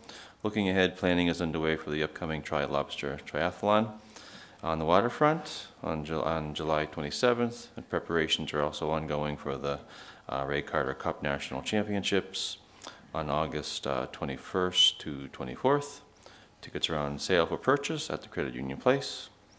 And at the Parks and Greens Place team, they've taken some orders and currently waiting for delivery of 2 picnic tables and 4 benches. I'm looking forward to that.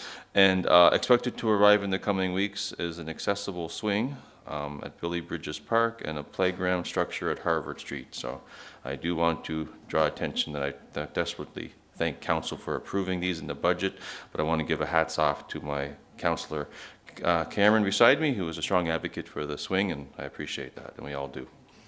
Okay. And just to note shortly that the Dome and Sports Field remain active, hosting parties, birthday parties, fitness classes, and anything you can imagine. And finally, the Turk Calant Arena at Credit Union Place remains active with private rentals and commencements of Tenacity Hockey Camp. So thank you, and the full report again is online. And thank you, Director Robbie Rankin, for the report. Great, thank you, Councillor Trenholm. Representative of Governance, HR, and Legal, Councillor McColeman. Councillor. Thank you. I was just trying to shorten the report. Anyway, I want to thank Director Kendra Gunn. I'll just go over some very quickly but important staff hirings. They were supported in the posting process through HR. Candidates for Culture Summerside Assistant, Assistant Green Spaces, Parks Manager contract, Temporary Aquatics Manager at Credit Union Place, Part-time Administrative Assistant in Administration, and Front Desk in the Bowling Customer Service Reps. Staff were also assisted in the interview and hiring process for Culture Summerside Assistant, and we welcome on board Mike Dixon to that role. Job ads were posted, Communications Coordinator, and for the role of Deputy Chief for Summerside. Not Cheese, Chief. I'm trying to really rush here. I didn't. Well, I'm sorry. Okay, also the staff assisted aquatic facility. It's getting late in the night. By supporting and hiring process for 3 new assistant lifeguards. Staff also wanted to extend from the department, Human Resources Department, and Olive City, recent retirees Jean McKay, archivist, and Alan McDougall, equipment operator, for a good retirement. Our great city staff attended the Family Fun Day, and I believe there were 270 tickets provided. Staff also attended the Joint Occupational Safety Health Committee meeting and provided a presentation to the Electric Department. As well, there were updates with Workers' Compensation Board and Occupational Health and Safety. Staff also offered a tour to the participants from Connection to Employment, as well as participants going through the temporary customer service representative with finance. Staff organized a basic and standard first aid course for employees based upon revised provincial legislative requirements, and these were offered over a 3-day period in late June and July. Coming up near the end of the report, staff organized our annual Summer Employee Appreciation Barbecue and Long Service Awards on June 26, and it was well attended, over 100 employees. We were fortunate to receive additional federal funding through Canada Summer Jobs, which allowed us to hire an additional student as a summer events intern. Oh, there's a few more. Work continued. I'm doing my job, compiling and analyzing results of the staff engagement survey, and also staff participated in Canada Payroll Association webinar on harnessing the power of AI. Staff performed a software payroll upgrade due to tax changes that came into effect July 1st, and the city's pension plan custodian in response to questions from staff. There was liaison that took place in that area, as well as the pension statements. For most of the month, staff worked diligently, tirelessly on the transition of benefits coverage to Blue Cross, which became effective July 1st. So they're very busy answering questions from both current and retired employees. Last two, staff liaisoned with city's pension plan custodian, and the department continued working with various city departments and external legal counsel on many areas of support on behalf of the city and staffing HR needs, legal matters involving reviewing contracts, leases, support legal work involving civil claims on behalf and against the city. So that concludes my HR report. Thank you very much. Thank you, Councillor. Municipal Services, Councillor Morrison. Thank you, Your Worship. The contractor that was doing the hot asphalt roadway repairs throughout the city has finished. The city has received its new heavy equipment loader this month. And as Director Gregg touched on earlier this evening in his overview, that most street painting has been finished this year, and what's not finished should be done by the end of July. On the electric side, upgrades continue to electrical circuits along Pope Road and Bay Avenue. Number 8 generator, the number 1 generator the city has been, the refurbished alternator has been returned and installed. The power plant at Harvard Street has been upgraded for its controls to enable or to ensure reliable operations of engines at the plant. And during this construction season, new connections and upgrades to homes and businesses has kept the operations staff extremely busy, and customers that are urged to contact the city electric at 902-432-1268 to start the process for anybody looking for these services. And I'd like to thank Greg Goody for his report. Thank you, Councillor. Arts, Culture, Diversity Representative, Councillor Cameron. Thank you, Your Worship. I'd like to thank Director Lori Ellis for this report. It is short because there's a lot of pictures on the side, so that's great. The following report captures some highlights of Culture Summerside's activity from the mid-June to mid-July time period. The 2025 Old Fashioned Carnival was very well attended. Comments were favorable. Families from all over Summerside and various parts of the island attended. So thank you to all the volunteers to make this event such a success. And if you had popcorn, you're welcome. That was for me. I was handing it out, not actually buying the popcorn. The Lobster Carnival. The 69th Summerside Lobster Carnival was held on July 10th to the 12th. Carnival events were very well attended and feedback was positive. We attracted new sponsors to the event while also maintaining the majority of sponsors from previous years.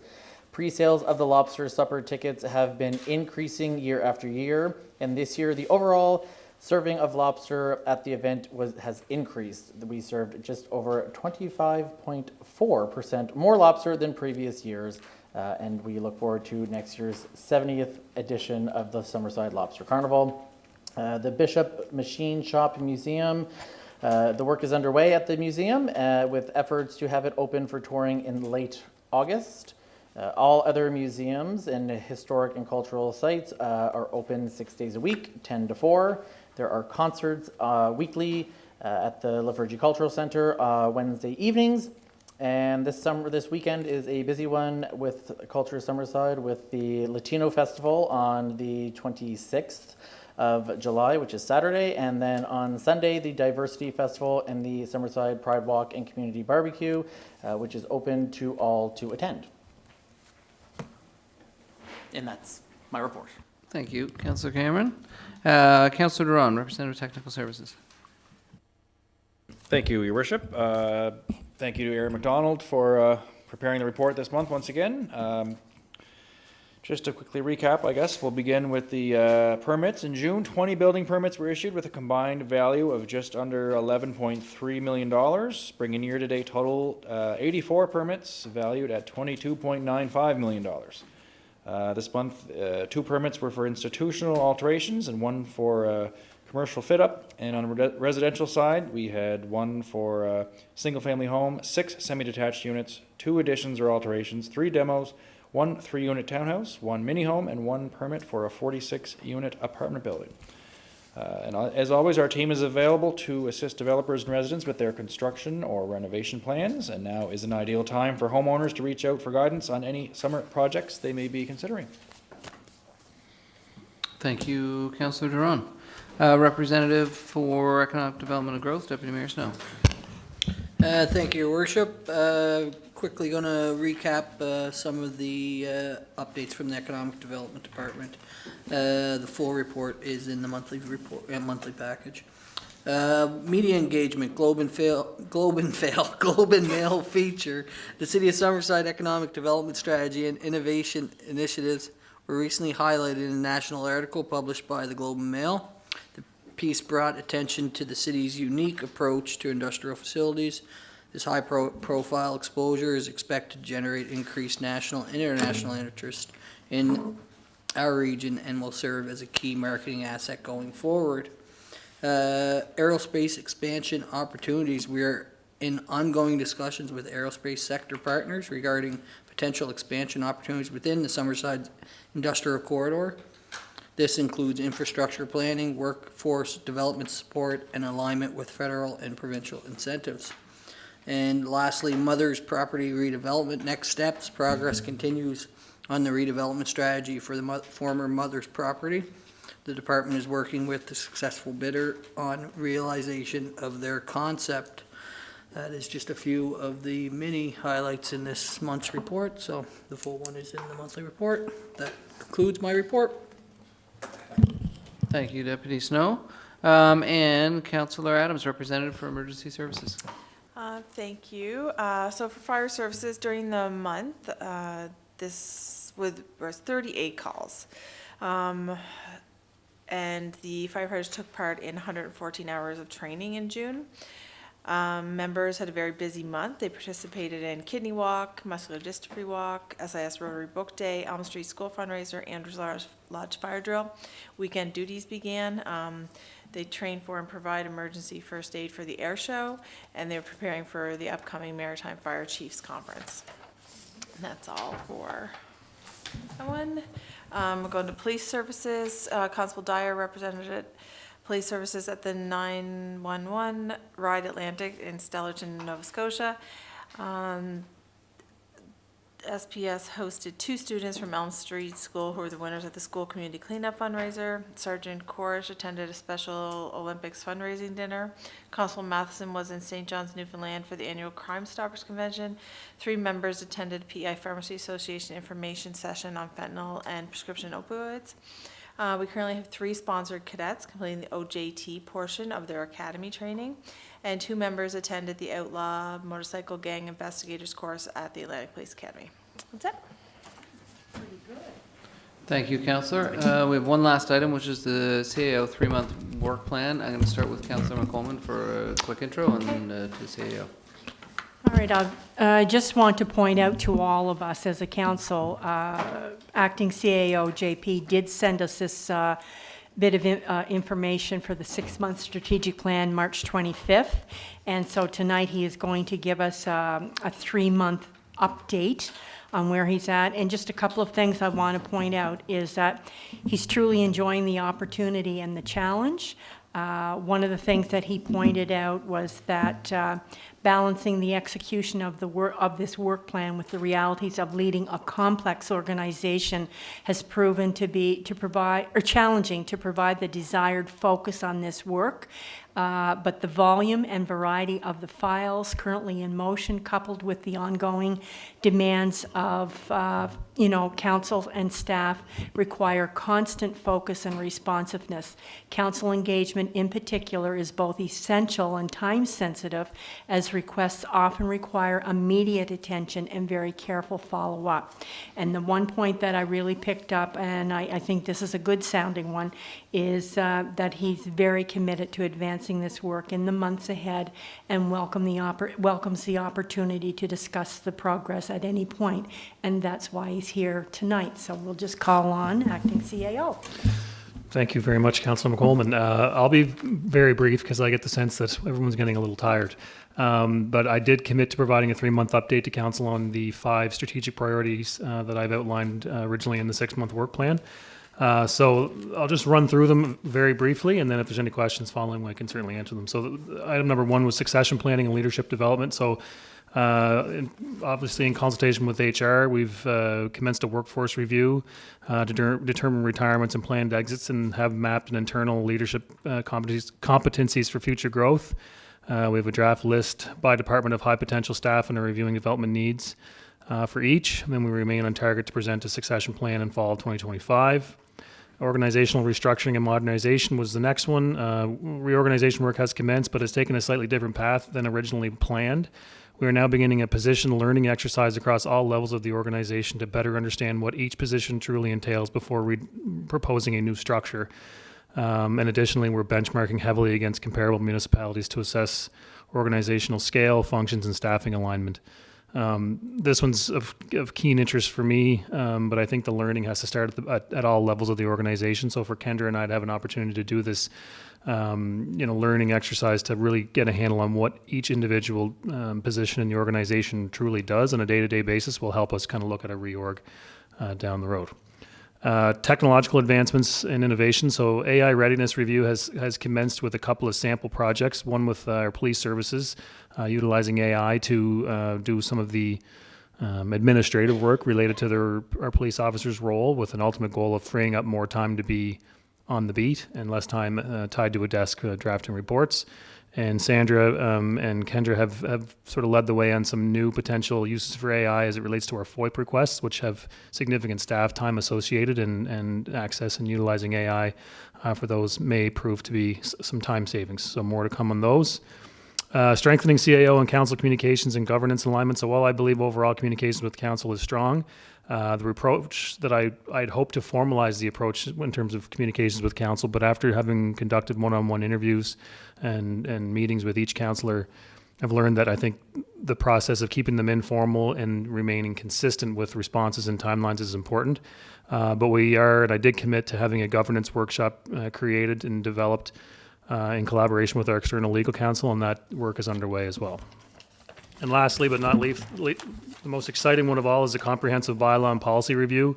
So the bylaw and policy review is well underway. Both internal and external legal teams have completed an initial inventory and are now cross-referencing for redundancy, contradictions, and policy alignment. And with the hiring of our new policy staff person, that work is timely.